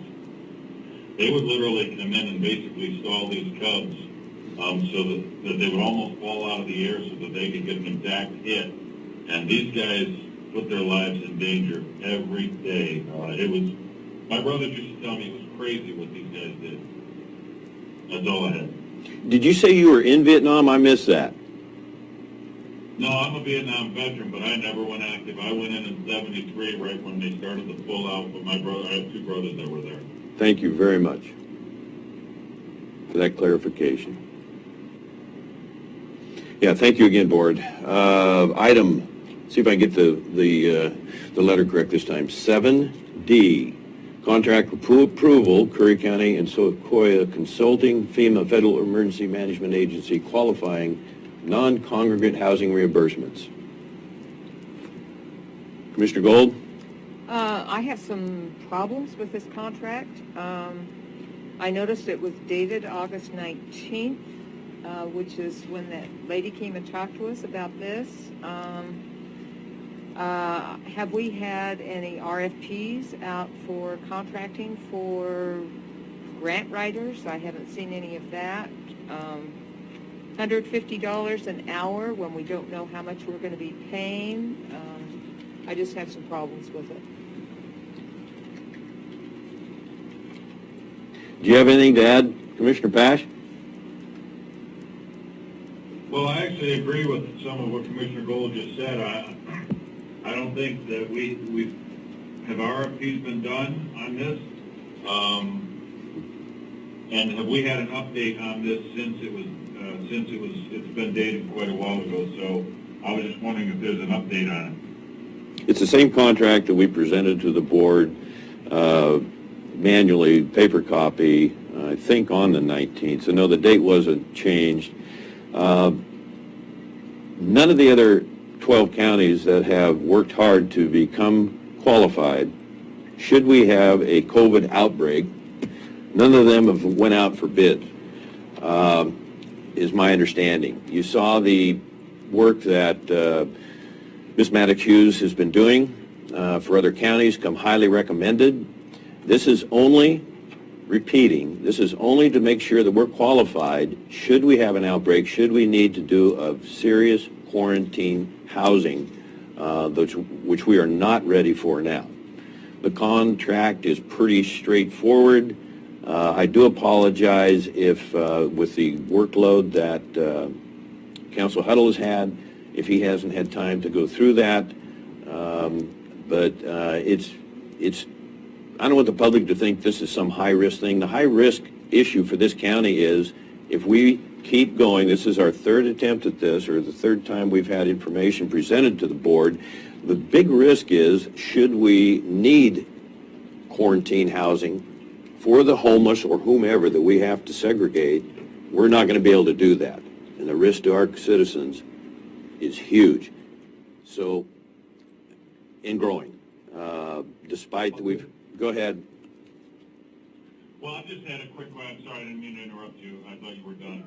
A couple more things for me is, do we have, I mean, has she given any ballpark figures as to an annual compensation that she thinks might, I know she's got 150 an hour here. You know, is that going to be at an average of what she believes is 5 hours a month, 20 hours a month, 200 hours a year? And my other question would be to direct it to Council Huddle. Council, have you looked at this contract, and are you comfortable with it? Thank you. I've looked at the contract, and it needs a little bit of work. It needs our standard contract form to go with it. This would typically be considered an Exhibit A to our contract form. You know, so for instance, this contract says under the insurance provision, it says, you know, contractor certifies that all persons working under contractor will carry liability insurance commensurate with client's requirements. Our standard form has got, you know, it says exactly what our insurance requirements are. So our standard form would clarify this. I think I looked at other things as well. It talks, one of the things I looked at was the travel terms. This is on the first page. Any costs incurred for travel will be fully compensated to contractor by client. And it says they ensure everything's reasonable and fair. They'll submit invoices within 14 days. Sometimes travel needs pre-approval. Also, I have seen, for instance, some lawyers, when they travel to destinations, they reduce their, you know, hourly rate for travel because usually you're not working when you're driving or those kind of things. I know we have mobile devices now that make it more easy to do that, but so this says it would be fully compensated. So I've seen times where, you know, they charge a half rate for travel time. You know, the argument for charging the full rate is that, well, it's kind of an opportunity cost. If I wasn't traveling for you, I could be making this money with another client. So there's arguments both ways for that on the travel. But really, it just, we would need our form of contract. Okay, hold on a second. This was included. It's, our form of contract is listed as Exhibit A, so this is done a little different than how I've seen it.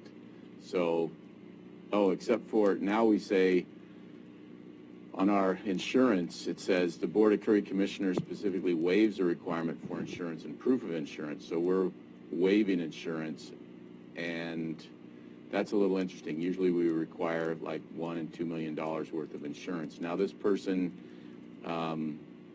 probably wouldn't be exposing us to a lot of liability, but certainly the board would be waiving the insurance there under the terms of this contract. That's a choice the board could make.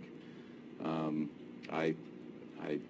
know, I mean, it would be based on the fact that this person is mainly doing book work, grant writing, and not likely to expose us to too much risk for liability. So those are my comments on it. So it's close, but it would be up to the board to agree to waive the insurance as well.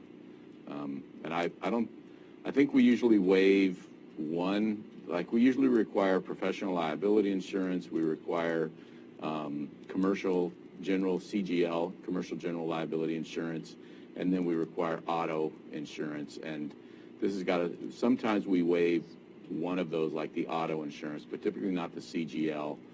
Most going concerns have a CGL, which is pretty easy for them to get. So I haven't heard why we would be waiving the insurance on this one. That's a little later. And then, oh, hold on a second.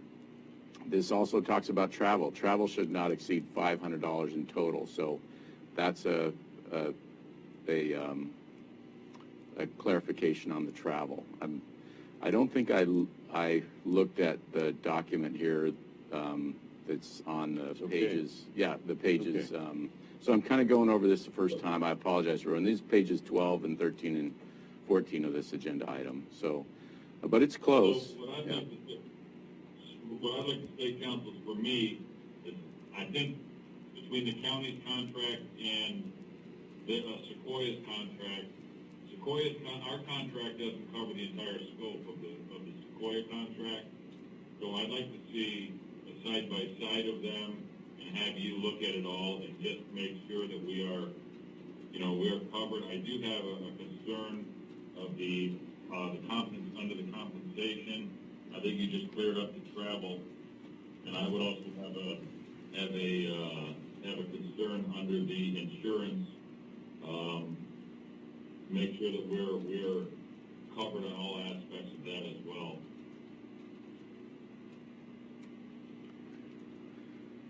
What about the effective date? If the effective date is August 19th, are we going to be responsible for her travel that day? All we have to do is properly dated when it's been tabled and continued to different dates.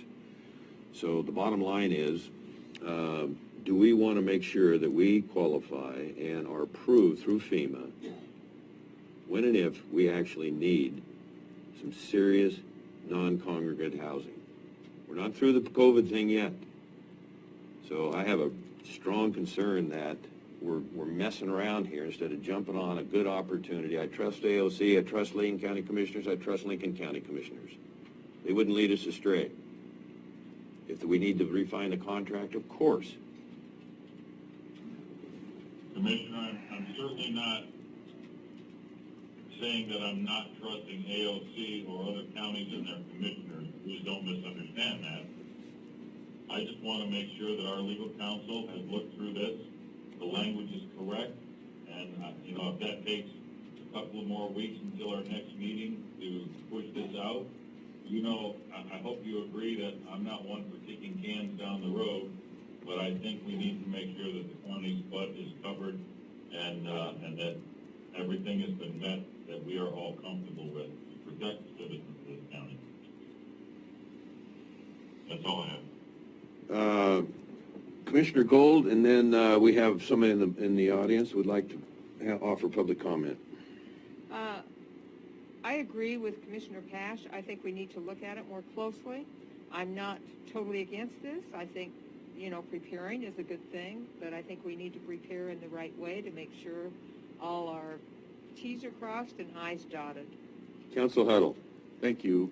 You mentioned non-congregate housing for COVID, and I'm nearly positive that I had worked with our local public health administrator, Cherie Ward, on such an agreement with the local lodging entity for the non-congregate housing, but I would like to just confirm that. So I think some coordination of efforts. What I would hate to do is have one person go in one direction, the other person go in the other direction. So I think just making sure that everyone's on the same page would be beneficial. So again, I've been busy on other things. I haven't had a lot of time to put into this effort here, but I think just maybe a couple of phone calls and some clarification would make sense. And again, I just haven't had time to put into it at this time. Sorry about that. Okay, that's all right. I'm the first one to recognize the load. So who's going to take charge here? Because I'm not going to put any more time into it. I feel like I'm not getting through to the board on the critical nature of what we potentially could be facing here. And so, do we have recommendations there? Well, I'm willing to meet with the local public health administrator and then together talk to this person, the consultant, and see if we can get more clarification on what we anticipate our needs are, and then what she can do. And then, but again, yeah, I think getting assistance and getting, funding if it makes sense, but just trying to see exactly what they want to do. That's Fair all. enough. So Especially with COVID response. I mean, that's our local public health administrator right there. I'd like to. So the focus here is qualifying for reimbursement, and the good portion of that. Mr. Barnes?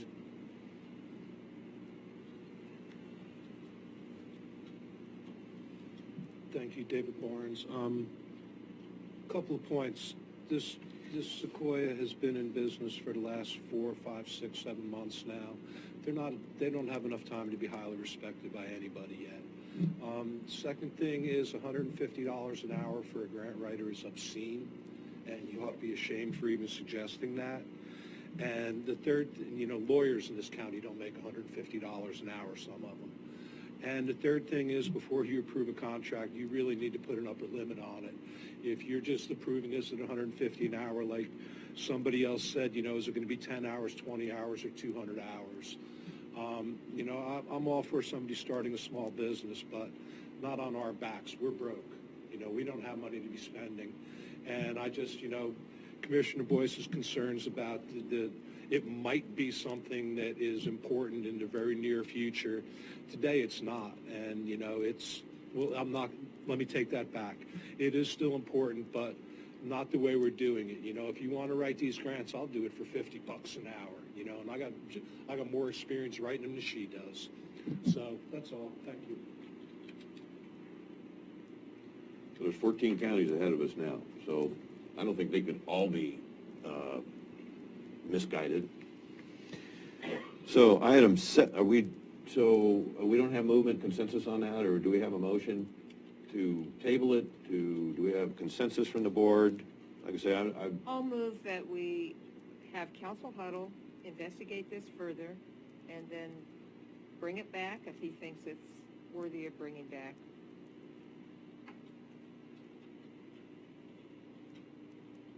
looking for a second. I'll second.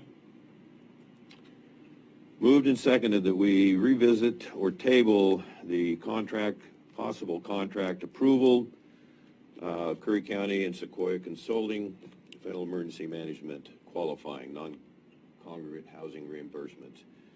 Staff Jesuit, roll call, please. Commissioner Gold. Aye. Vice Chair Boyce. Aye. Chair Pash. Aye. Motion carried unanimously.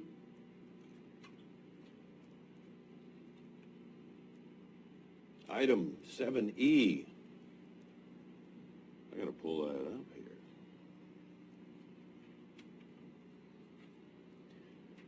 Planning fee waiver request, Dragonfly Farms. We have Planning Director Becky Crockett, and we have Director of County Operations Smelser. I think both are up on this worthy project.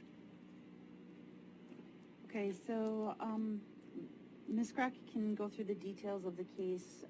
My involvement with this is if somebody wants to get their fee waived, the only one that can waive a fee is the board.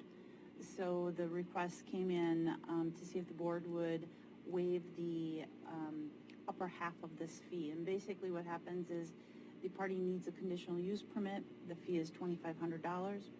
As of the first of the year, we have installed a double permit fee for if someone starts a project or does a project without the permit first. So the fee in this case would be $5,000.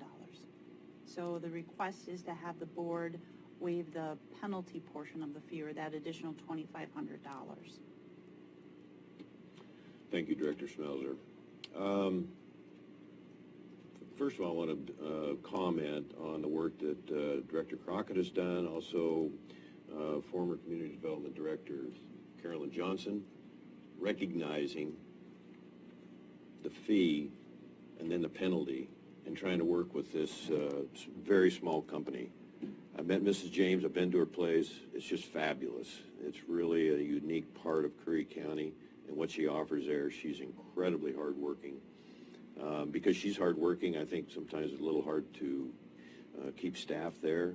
And so I would encourage the public, a promotion here, and I'm not a bit bashful, to go see her operation there.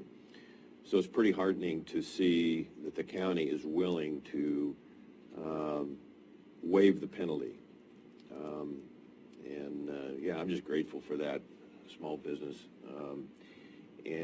But I don't know how we got here, how we, I think Summer Madison also was helpful in this, very interested in trying to work this out for the citizen, the client, the taxpayer, the employer. So I don't know, maybe we don't need to discuss how we got into maybe I'd like to think that's a state regulation that, went after a small business and not our county. I'm going to open discussion, and I'd like to make the motion on this. Go ahead, Commissioner Gold. I did quite a bit of research on this, and it seems to me, after looking into all of it, the county was partially at fault, and Dragonfly was partially at fault. And I reached out to Director Crockett to see what was going on, and I think she could give a real explanation, good explanation on this. I've got her email that she sent me, but I think she's probably better to have Welcome. her give some history, because I think that's important. Certainly. This is a situation where, is this on? I think it is. Pull the other one down just in case. There, that one works better. Yes. This is a situation where a business started up approximately 4 years ago. It came to the county, or it was brought to the attention of the county that they were selling retail items as well as nursery items at that time. There was a question on the part of county as to whether or not that was an agricultural related business or it was a business that it was expansive beyond just selling agricultural commodities. That was the question of whether or not it required a conditional use permit. So there was a period of time of about 2 years between 2016 and 2018 where there was this question out there whether or not they required a conditional use permit. That was clarified by the county and by DLCD. And then it was determined that, yes, a conditional use permit was required. That happened in the latter part of 2017, 2018.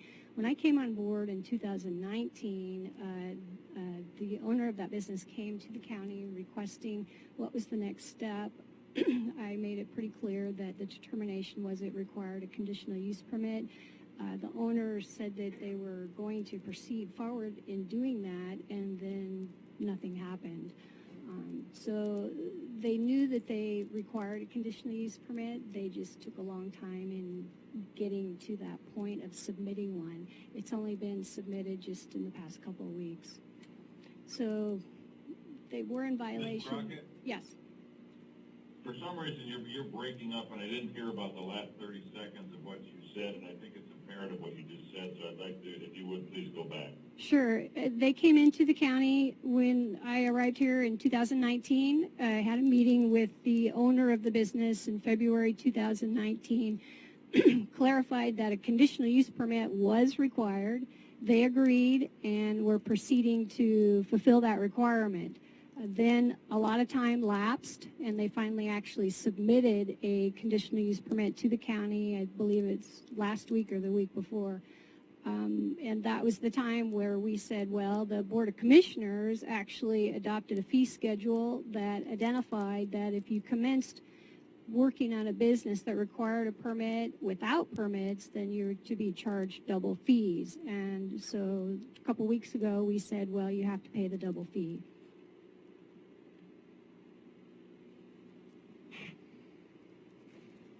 Commissioner If I Gold? could, Commissioner Boyce? Yes. My question, Ms. Crockett, is you would be the first person I would go to on this is, so what you're stating is when you came on board in 2019, I believe it was the spring, you informed them that they would need a conditional use permit. That's correct. That happened at a meeting in February of 2019. Okay, and then it took them from February of 2019 to a couple of weeks ago to finally get that conditional use permit in. That's correct. So we're looking at more than 18 months. The other problem that I have is that we tried to work with everyone in the county, offering, I know a lot of it was on the real estate, but it was on permits that had not been filed.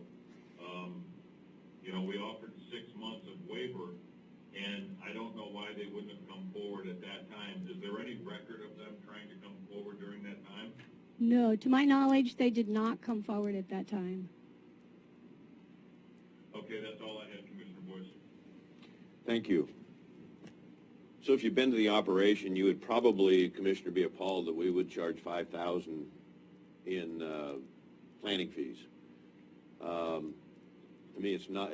This is a very small business.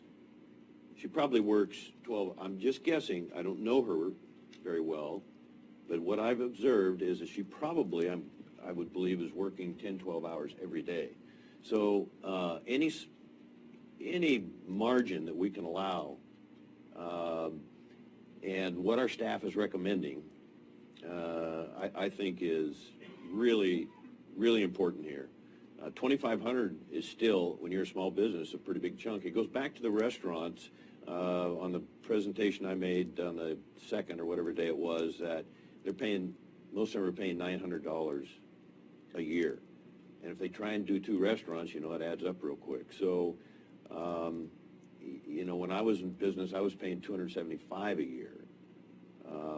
And so I just have a little bit of a sensitive spot for the people that are relying on the county and their services. And I'm going to emphasize the kudos that our past staffs and present staffs have worked to offer and simply waive these fees. So I'm going to, did you have anything else, Commissioner Gold?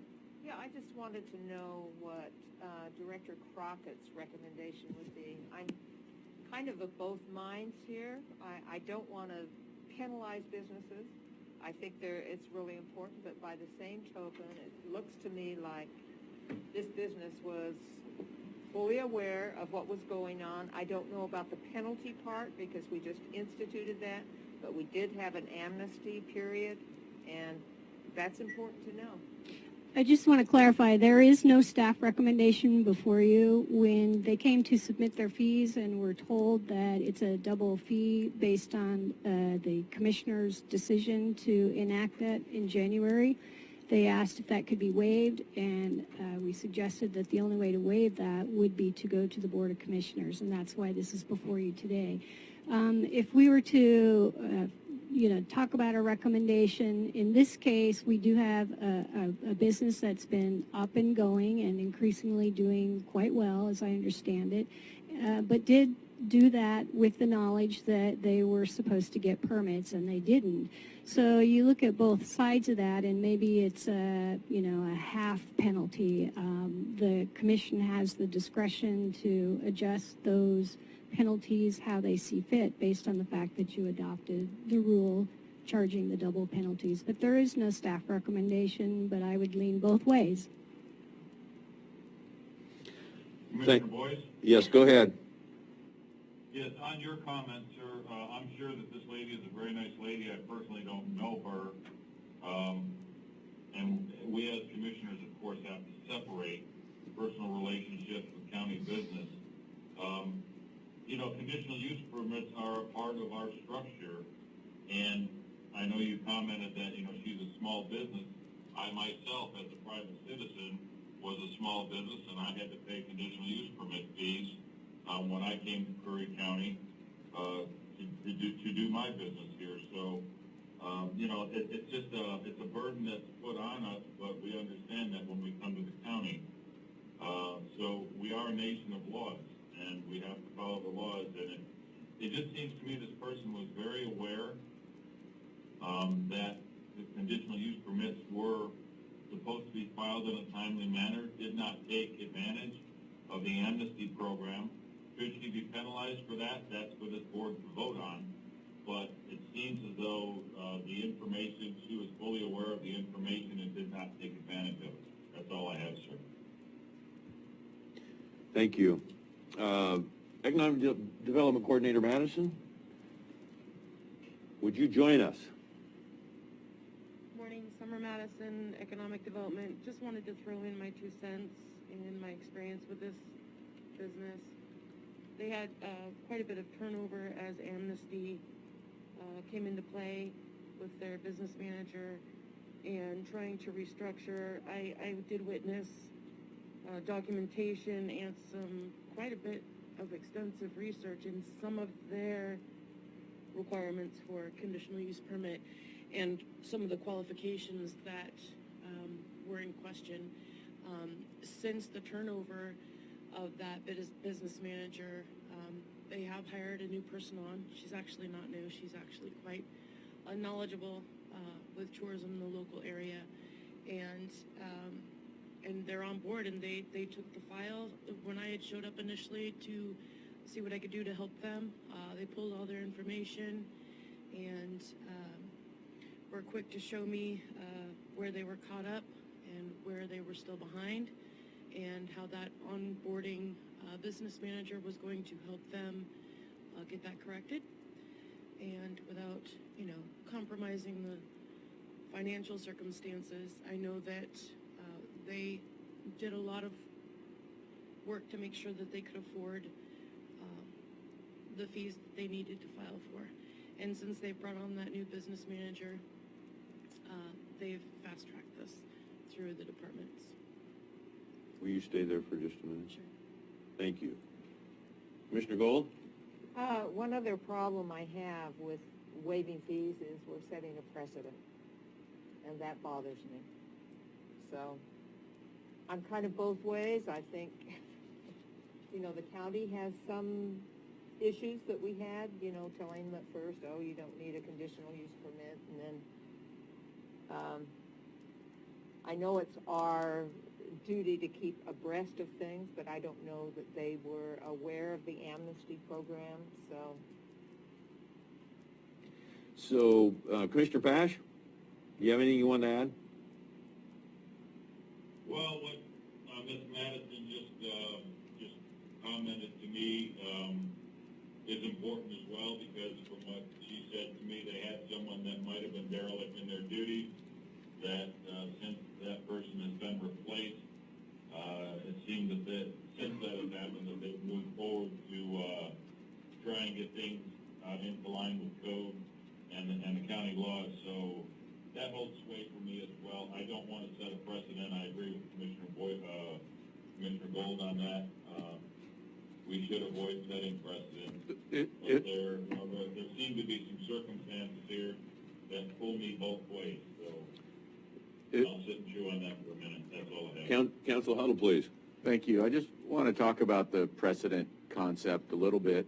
The order in the file says that there are special circumstances of this case. So the precedent you would be setting, would be limited to the facts of this case. In other words, employee turnover during the time of amnesty that impacted their ability to do amnesty, the showing that after they got a new employee, they acted diligently, the fact that they were engaged in the business before the double penalty provisions started, kind of a grandfathering concept. So it's not like as if someone was just coming to the county today and started this and, didn't do anything and ignored our code. So I think the precedential value of this decision would be extremely limited to a case of extremely similar facts. So I don't know that the board needs to be too concerned about setting a precedent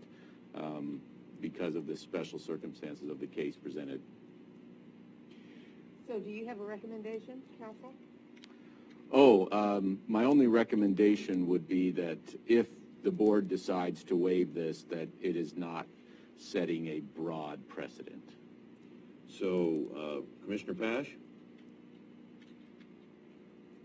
Yes. did you have anything else? I have a question for I you. have nothing further. If you have a motion, I have nothing further. Thank you.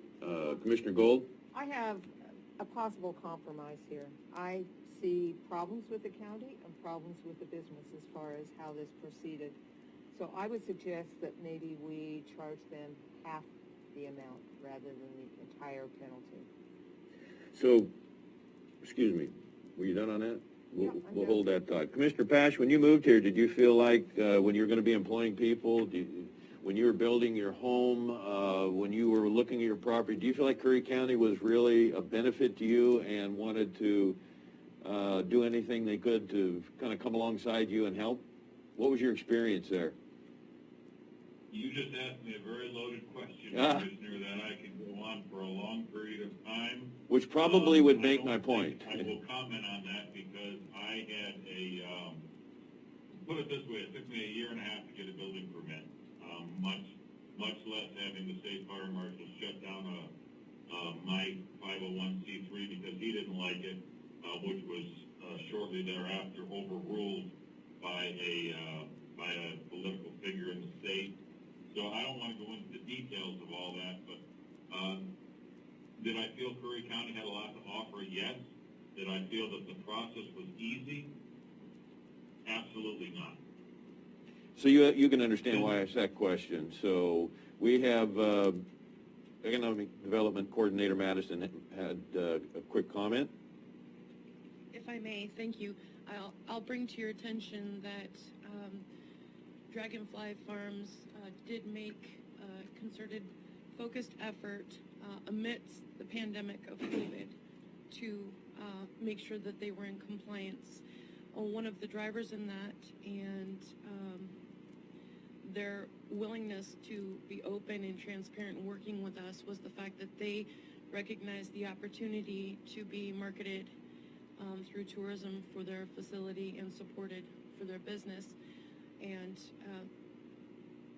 the woman that owns the business, she is a jack of many trades, as you can imagine, in a small business. And so she was, prioritizing tasks and clearly didn't understand how urgent this might have been. However, I will share with you that once her and I had met and we made a plan, she got her business license immediately, and getting compliant with the county and the planning department was a priority. So Commissioner Pash, we can wind down here. It basically, to me, is pretty simple. We're either going to help or we're going to penalize. And I'm not interested in penalizing this business one dime. The $2,500 is due. It's been paid. Time to move on. No penalties. And I'm going to make a motion to that effect, to waive the penalty. It doesn't say here the planning fee, but the planning fee penalty on the Dragonfly Farms, North Curry County, right by the Coos Curry border. Looking for a second. I'll second that, but with discussion. Open for discussion. Okay, I have a question of Summer. What would your recommendation be? If I was sitting in a chair up here without that personal contact with that business and relating with the struggles of running a small business, I probably would say hold to the law and the ordinances, because that's how county works. However, having that relationship with the small business owner and identifying and supporting the struggles they currently have, just trying to stay afloat during COVID, I would much rather see them be given the opportunity to redirect some of those penalty fees into the infrastructure of their business and be able to further marketing and being profitable. So I personally, professionally, I would vote to waive that penalty fee. Okay, I'm going to say I support that simply because of the comments that Council Huddle made about setting a precedent. I feel very strongly that we shouldn't be doing that, but yet by the same token, I can see both sides of this issue. So thank you for your comments. Thank you for the opportunity, Commissioners. Thank you, Ms. Madison. Roll call, please, Staff Jesuit. Commissioner Gold, Aye. Vice Chair Pash, Vice Chair Boyce, Yes. Commissioner Chair Pash. Aye. Motion carried unanimously. Director's report, please. Looks like we can make time here, okay. I don't have much to report other than that I do return to Wisconsin this Friday, so I will be gone for 2 weeks. I will be back after the 25th. That's all I have.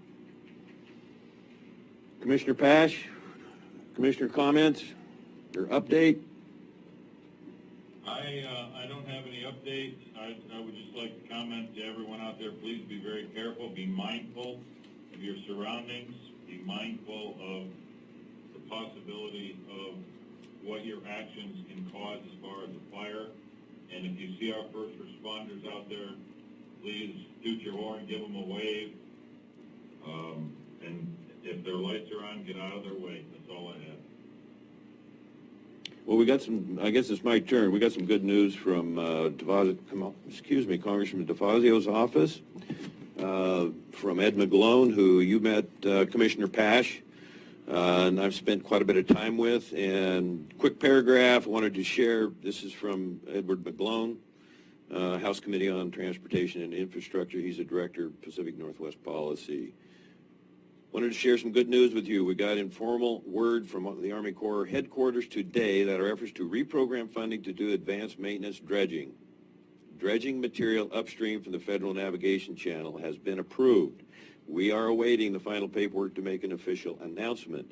This amounts to more than $7 million in funding for the Corps to work on the Port of Gold Beach and will be available next year during the work window. And we were supposed to be out on the river today for our sonar testing, and due to the fires, we have postponed probably for a month. So I know you got that email and have been working very hard on this, Commissioner Pash. Commissioner Boyce, if I could interrupt you real quick. Certainly. Yeah, that money, just so everyone knows, is to not only clear out the mouth of the river, but take that gravel from the port up to the bridge. We're also looking at another $26 million to clear from the bridge up to the rock. I can't think of the name of the rock right now. But to put the river back in its socket and clean out some of that as well. So we're looking for another $26 million for that. That's all I had. Thank you. I want to go to this letter right here. This is, the 4 years I've been here, this has probably been the most helpful building relationship that I've had. Amy Amrine for Senator Jeff Merkley is, sad to say, retiring. I just wrote a letter saying how much she'll be missed, and already met her replacement. Just her knowledge of this county. She's from Ashland, but she was just absolutely tops, and had a soft spot, well, for all 7 counties, but I always accused her of having the softest spot for Curry County, and I just wish her the best, and we'll look forward to working again with her replacement. The trestle sale went to Roseburg Lumber. It was a 2.5-hour transport back to Brookings. So that timber will stay in Oregon, which is good. We would have liked to have had that at Curry County, but as opposed to the last big Powers sale, that Ranger District, one of the 5 of the Rogue River Siskiyou National Forest, and it's right on the the Curry County, Coos County border.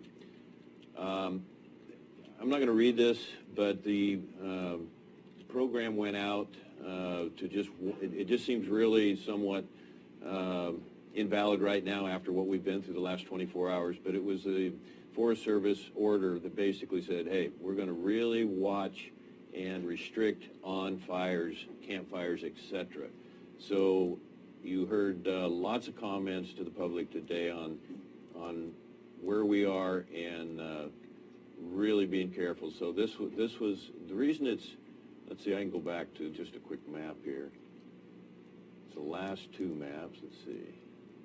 Anyways, Foster Bar, it's Agnes, it's the Powers District, there's Foster Bar, Lobster Creek, Quasaintney, and they're going to be watching real close, and should be. And I would not be a bit surprised if we have a new order within just a couple of days based on what's happening around the state and just how much has changed in that tremendously short period of time. The absentee owner program, I think we need to spend some time on that. Maybe we'll be able to do that on the 23rd, but we have a lot of hard feelings out there. A lot of again, the little guy that's getting hit pretty hard, and it's developing some bad public relations. I'm not saying I want to change it, repeal it, but I want to understand a better emphasis on where are we with the services we provide to justify the registration fee, the registration effort, and all that. And I think if we just get our heads together, we can convince the public. But I've had I've had about 20 emails, and I know that Code Enforcement Officer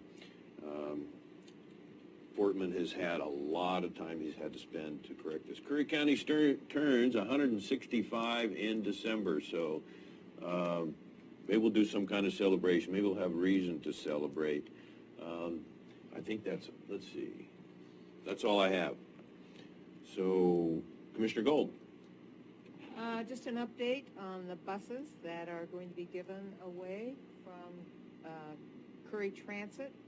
And so far, the Homeless Coalition, they're going to be having a board meeting to determine whether they have the insurance necessary to assume the ownership of the bus, and Gold Beach School District are going to be owning that. I've also been working with the community center at Gold Beach, trying to get them a grant reinstated for their Meals on Wheels program, and I've got to say, they've got some pretty impressive people. Dee Ragsdale, who is the head of that organization, is amazing. So I like to support them in this issue. Also, last week, I was given the opportunity to work on coming up with some extra revenue for our county. And I've got a committee together, and we're going to be meeting tomorrow. 3 volunteers that were more than willing to step up to the plate. They're very, very intelligent people. And I'm in the process of gathering up-to-date data that will help in this process. So that's it. So we need to take a 10-minute break? We're coming up on the noon hour. I think we should keep going because we have a public hearing at 1. That's right. So we have a lot to get through on executive session before we even get to that 1 o'clock hearing. So we do have some staff on standby waiting for to discuss 10A. The union is waiting. So we need to come out of regular session, recess, and go into executive session. Okay, are we going to adjourn to executive session? Recess to executive. Recess, sure. Okay, so Commissioner Boyce, give the announcement that we're going to executive session and read the A, B, C, D, and E there. You want me to read all those? Read the statutory numbers if you could. Just the statutory Okay, executive numbers. session, item number A is 192.6602H. Item 10B, 192.6602D. Executive session 10C, in regards to applicants for the Director of County Operations position. 10D, in regard to Julie Schmelzer, Director of Curry Operations Travel. 192.660. Excuse me, is that the same one? And then we have 10E, which is at 1 o'clock, and that's also 192.6602B. Council, I see that item C is missing the statutory reference. Can you just, for the record, make sure we have that in there? Oh, thanks. That's going to be 1926602A is the employment of a public officer or official. Okay, going into executive session, we're recessing the regular meeting. The time is 11:32.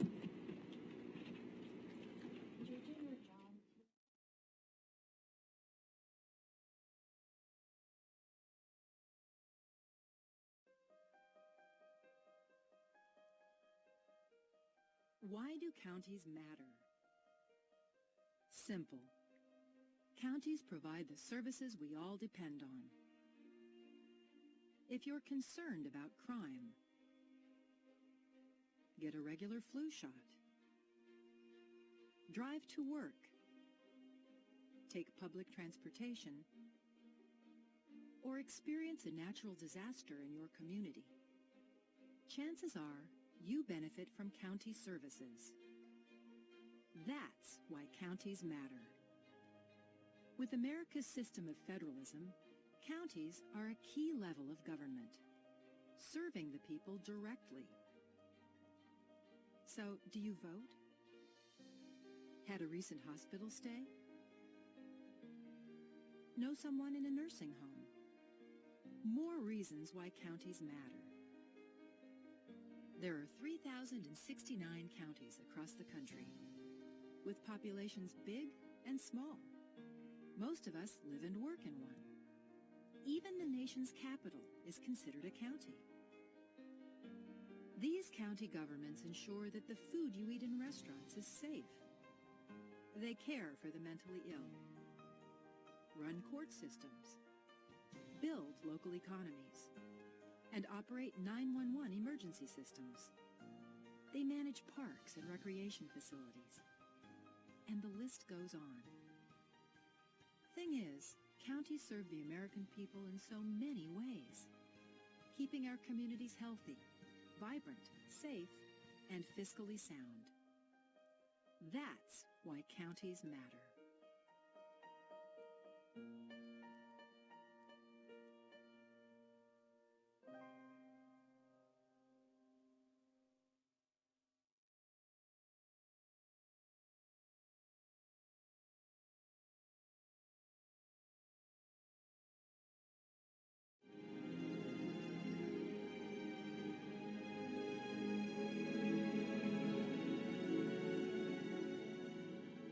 Hi there, I'm Patrick Priest, Executive Director at CIS. And I really enjoy coming every year to this conference because CIS, we are all about counties. We are owned by counties. We were formed by the AOC. This is a great occasion for us to meet everybody in one place and learn what's important to the counties all across Oregon. It's the networking. I mean, we learn a lot about the different issues that counties deal with, but it's networking with other commissioners, getting ideas on how they handle situations that is the most helpful for me. I love my job. It actually matters to me on a daily basis. I used to do a lot of charity, and, you know, in commissioning in Deschutes County, you can make a serious difference. Lots of things have happened since I've been in office, and I feel like it's important to represent the people. I grew up in Eastern Oregon, and I love the residents of Eastern Oregon. The architect of our first house actually had Doris Day as a dear friend and a client, and he would bring Doris Day up the mountains in Malibu to our house as it was being built. This is my fourth conference at AOC. My favorite part is the fellowship with other commissioners and coming up with solutions with common situations and with commissioners from around the state to best serve our people. My favorite part about being a commissioner in Josephine County is the people that we work with. We live in the most beautiful place, but we have the most beautiful people. They are talented, artistic, caring. We have such a high level of philanthropy and just caring for our fellow citizens, and it's the best place in all of Oregon. Hi, I'm Commissioner Martha Schrader from Clackamas County, Oregon. I'm the current president of the Association of Oregon Counties. And oh my goodness, I've been president for 1 year, but I've been a member of the Association of Oregon Counties since 2003. So one of the reasons I really wanted to be president, and I've enjoyed it so much, is because I get to know everybody across the state, all the commissioners, and I've been from one end of the state to the other, visiting with them, talking with them, and really getting an idea of how we differ, but more importantly, what our similarities are and what we can do with one another to move forward with good county government. I've been coming to AOC now for 4 years. My favorite part of serving as commissioner is trying to bring positive effects for our community and our county. This is my second year at AOC, and the camaraderie that I've found in my Eastern Oregon partners and just the camaraderie of AOC has really blessed my life. My name is Court Boyce, Curry County Commissioner. This is a collection of people, county commissioners, public officials, well attended from all over the state. You know, I have the privilege of working with a very diverse group of people, different ages, different backgrounds, different interests, but they're all teaming up to solve the problems of our county.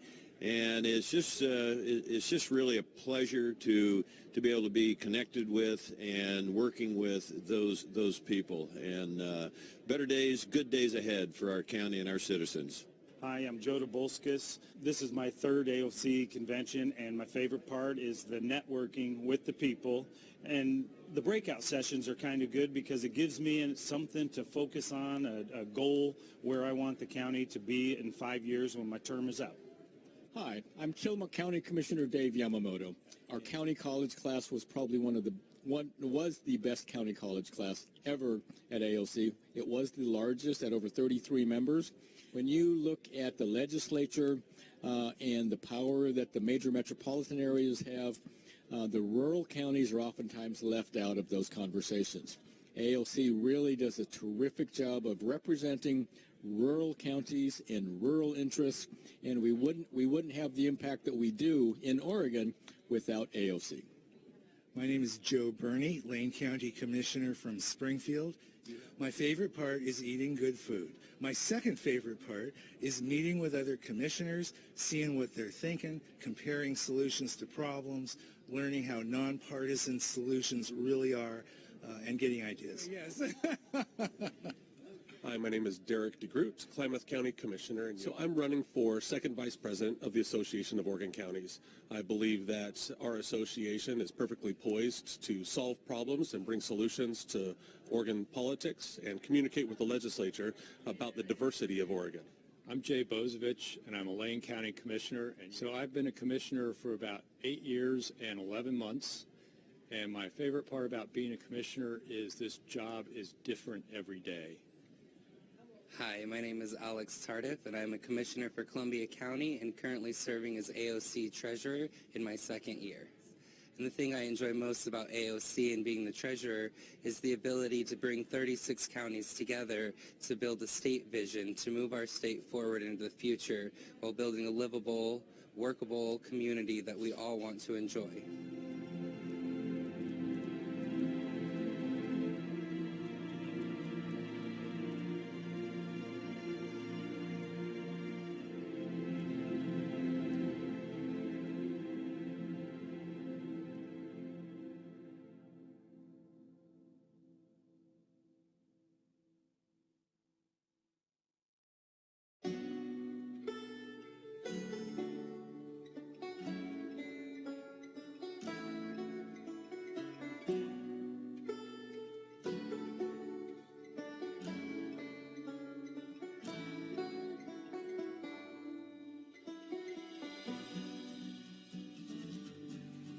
One of the things I really appreciate about our entire region is that we embrace who we are, and I think that's what unifies us.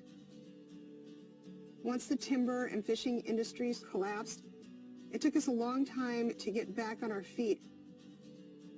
People didn't quite grasp the idea that once these jobs left, they weren't going to get other family wage jobs, and it crippled us.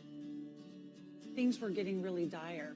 So we just saw that this was an opportunity to maybe look at that public land a little differently and how it could bring more dollars into our region.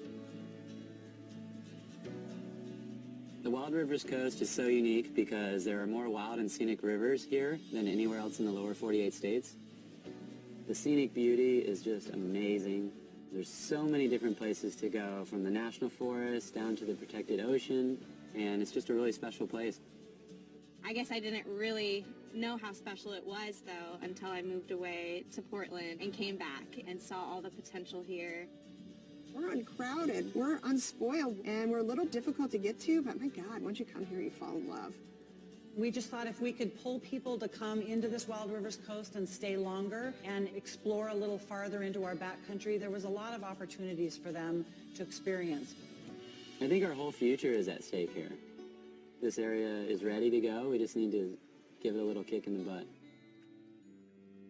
I'm going to be honest, when the Rural Tourism Studio came here, I was skeptical because I didn't see far enough ahead that we actually could collaborate regionally, and I'm pleasantly surprised. It's been amazing. The Rural Tourism Studios was the first time we were able to come together as a region to talk about the future of our economy. If we can have a strong tourism economy in this area, it's going to benefit the whole community.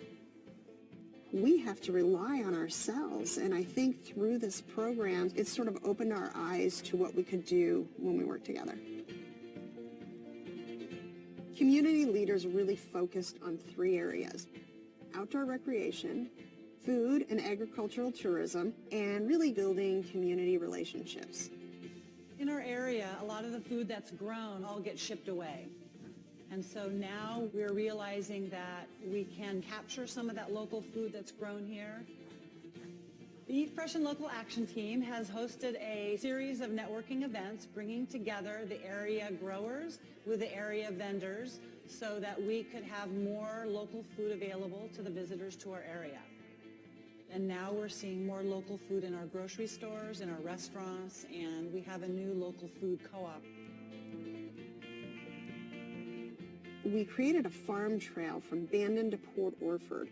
We did 9 U-Pick farms, and it just gained traction, and people loved it. Langlois is less than 500 people. It's very small. So we have to bring in tourists. And being on the farm trail, even though it's just beginning, has really helped do that. We really want to make it a destination for anybody. My mom and I began Dragonfly Farm just 3 years ago. When I found out that I could grow a seed and turn that into food, it was like, oh my gosh, why wouldn't you do this? I just quit my day job and I just signed the paper to be an official co-owner of the farm. This is what I want to do for the rest of my life and grow with the community. Out of the Outdoor Recreation Action Team, we came up with a series of maps that show where the best places to go recreate are. We know where we're going to send people now, and we got a great map that shows all the best places to go see.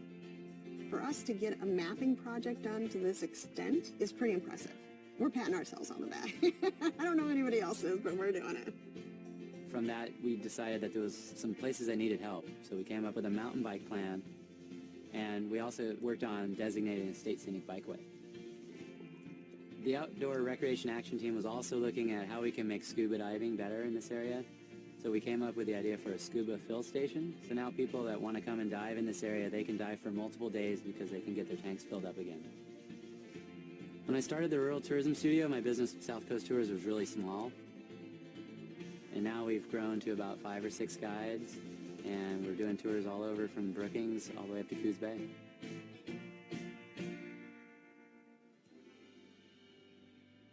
Overall, tourism is on the rise here. We've had a bang up last 2 years, and it's like a breath of fresh air down here. My hope for the area is that we still keep that sense of place. Loving a place to death is a big concern that I have, and it's a balance. We're going to promote tourism, but we want to do it in a sustainable way. One of the biggest reasons that this area has been so successful since the Tourism Studio is the people that are involved. We have a lot of great, motivated, smart people who understand the need to promote tourism in the right way, and it's really all about the people. When you live in a rural community like we do, from Bandon down to Brookings, and you're strapped for cash, relationships are crucial. As a community, I think you need to come together and find out what your mission and goals are collectively. Then you can work into smaller groups, knowing that you have the backing of the whole community behind you. As long as everybody's just super excited about it and passionate about what they're doing and they can work together, then anything's possible. own what you have and don't try to be something that you're not. It's going to be hard. It's going to take a long time. So roll up your sleeves and just dig in with an open mind.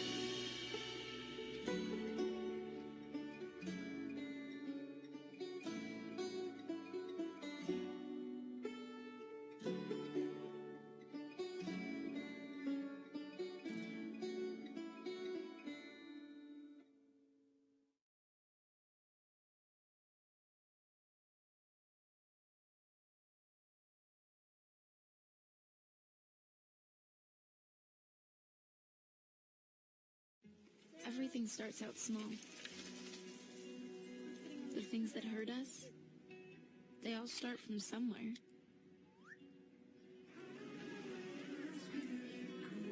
The words we say, the things we do, they can grow into something else. What was small and innocent can become big and sometimes scary. All it takes is one comment, one picture, one video for something to catch fire. But a big problem doesn't need a big response. Not at first. Even if we don't know what to say, the eye emoji can be that first step we take.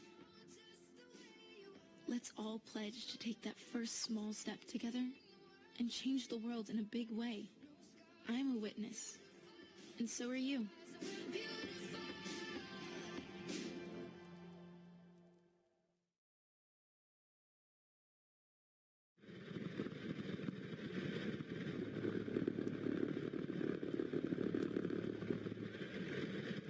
Roadway departure fatalities are a serious and often preventable problem in the United States.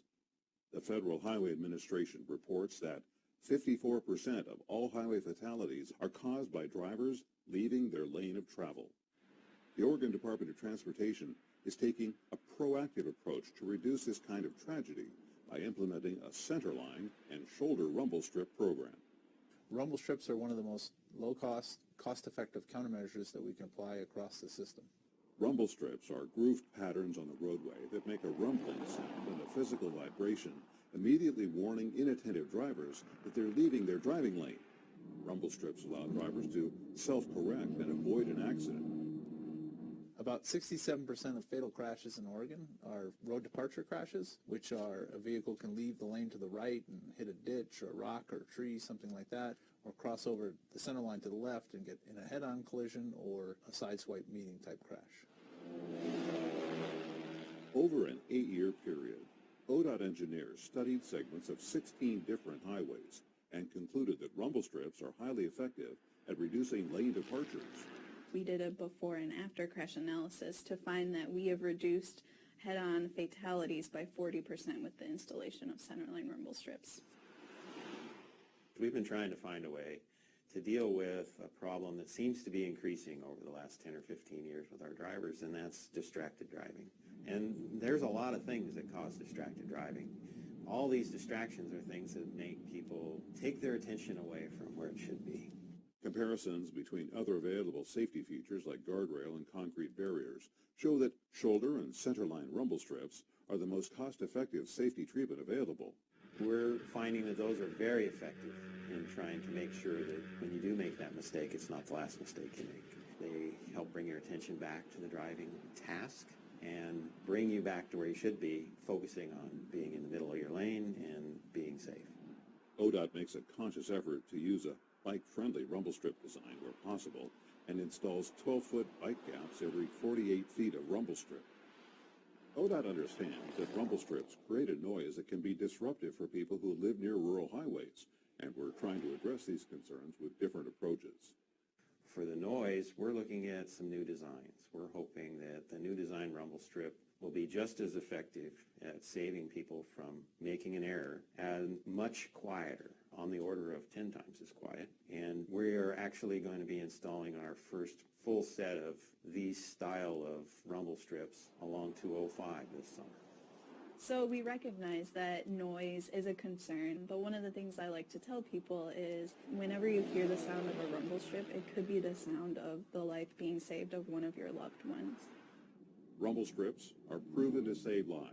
The Oregon Department of Transportation is taking the lead in implementing the sound of safety.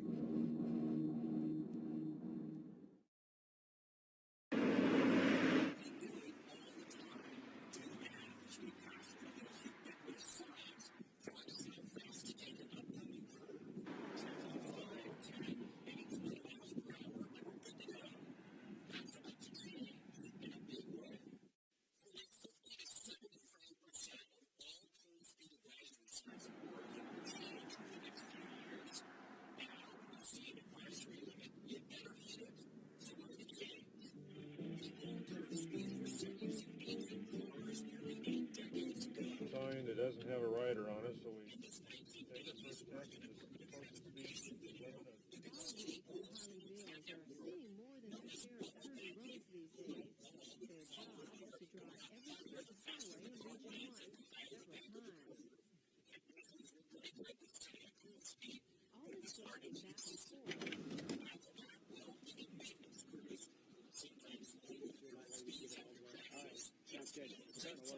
The old limits were set back in the 1930s and 40s.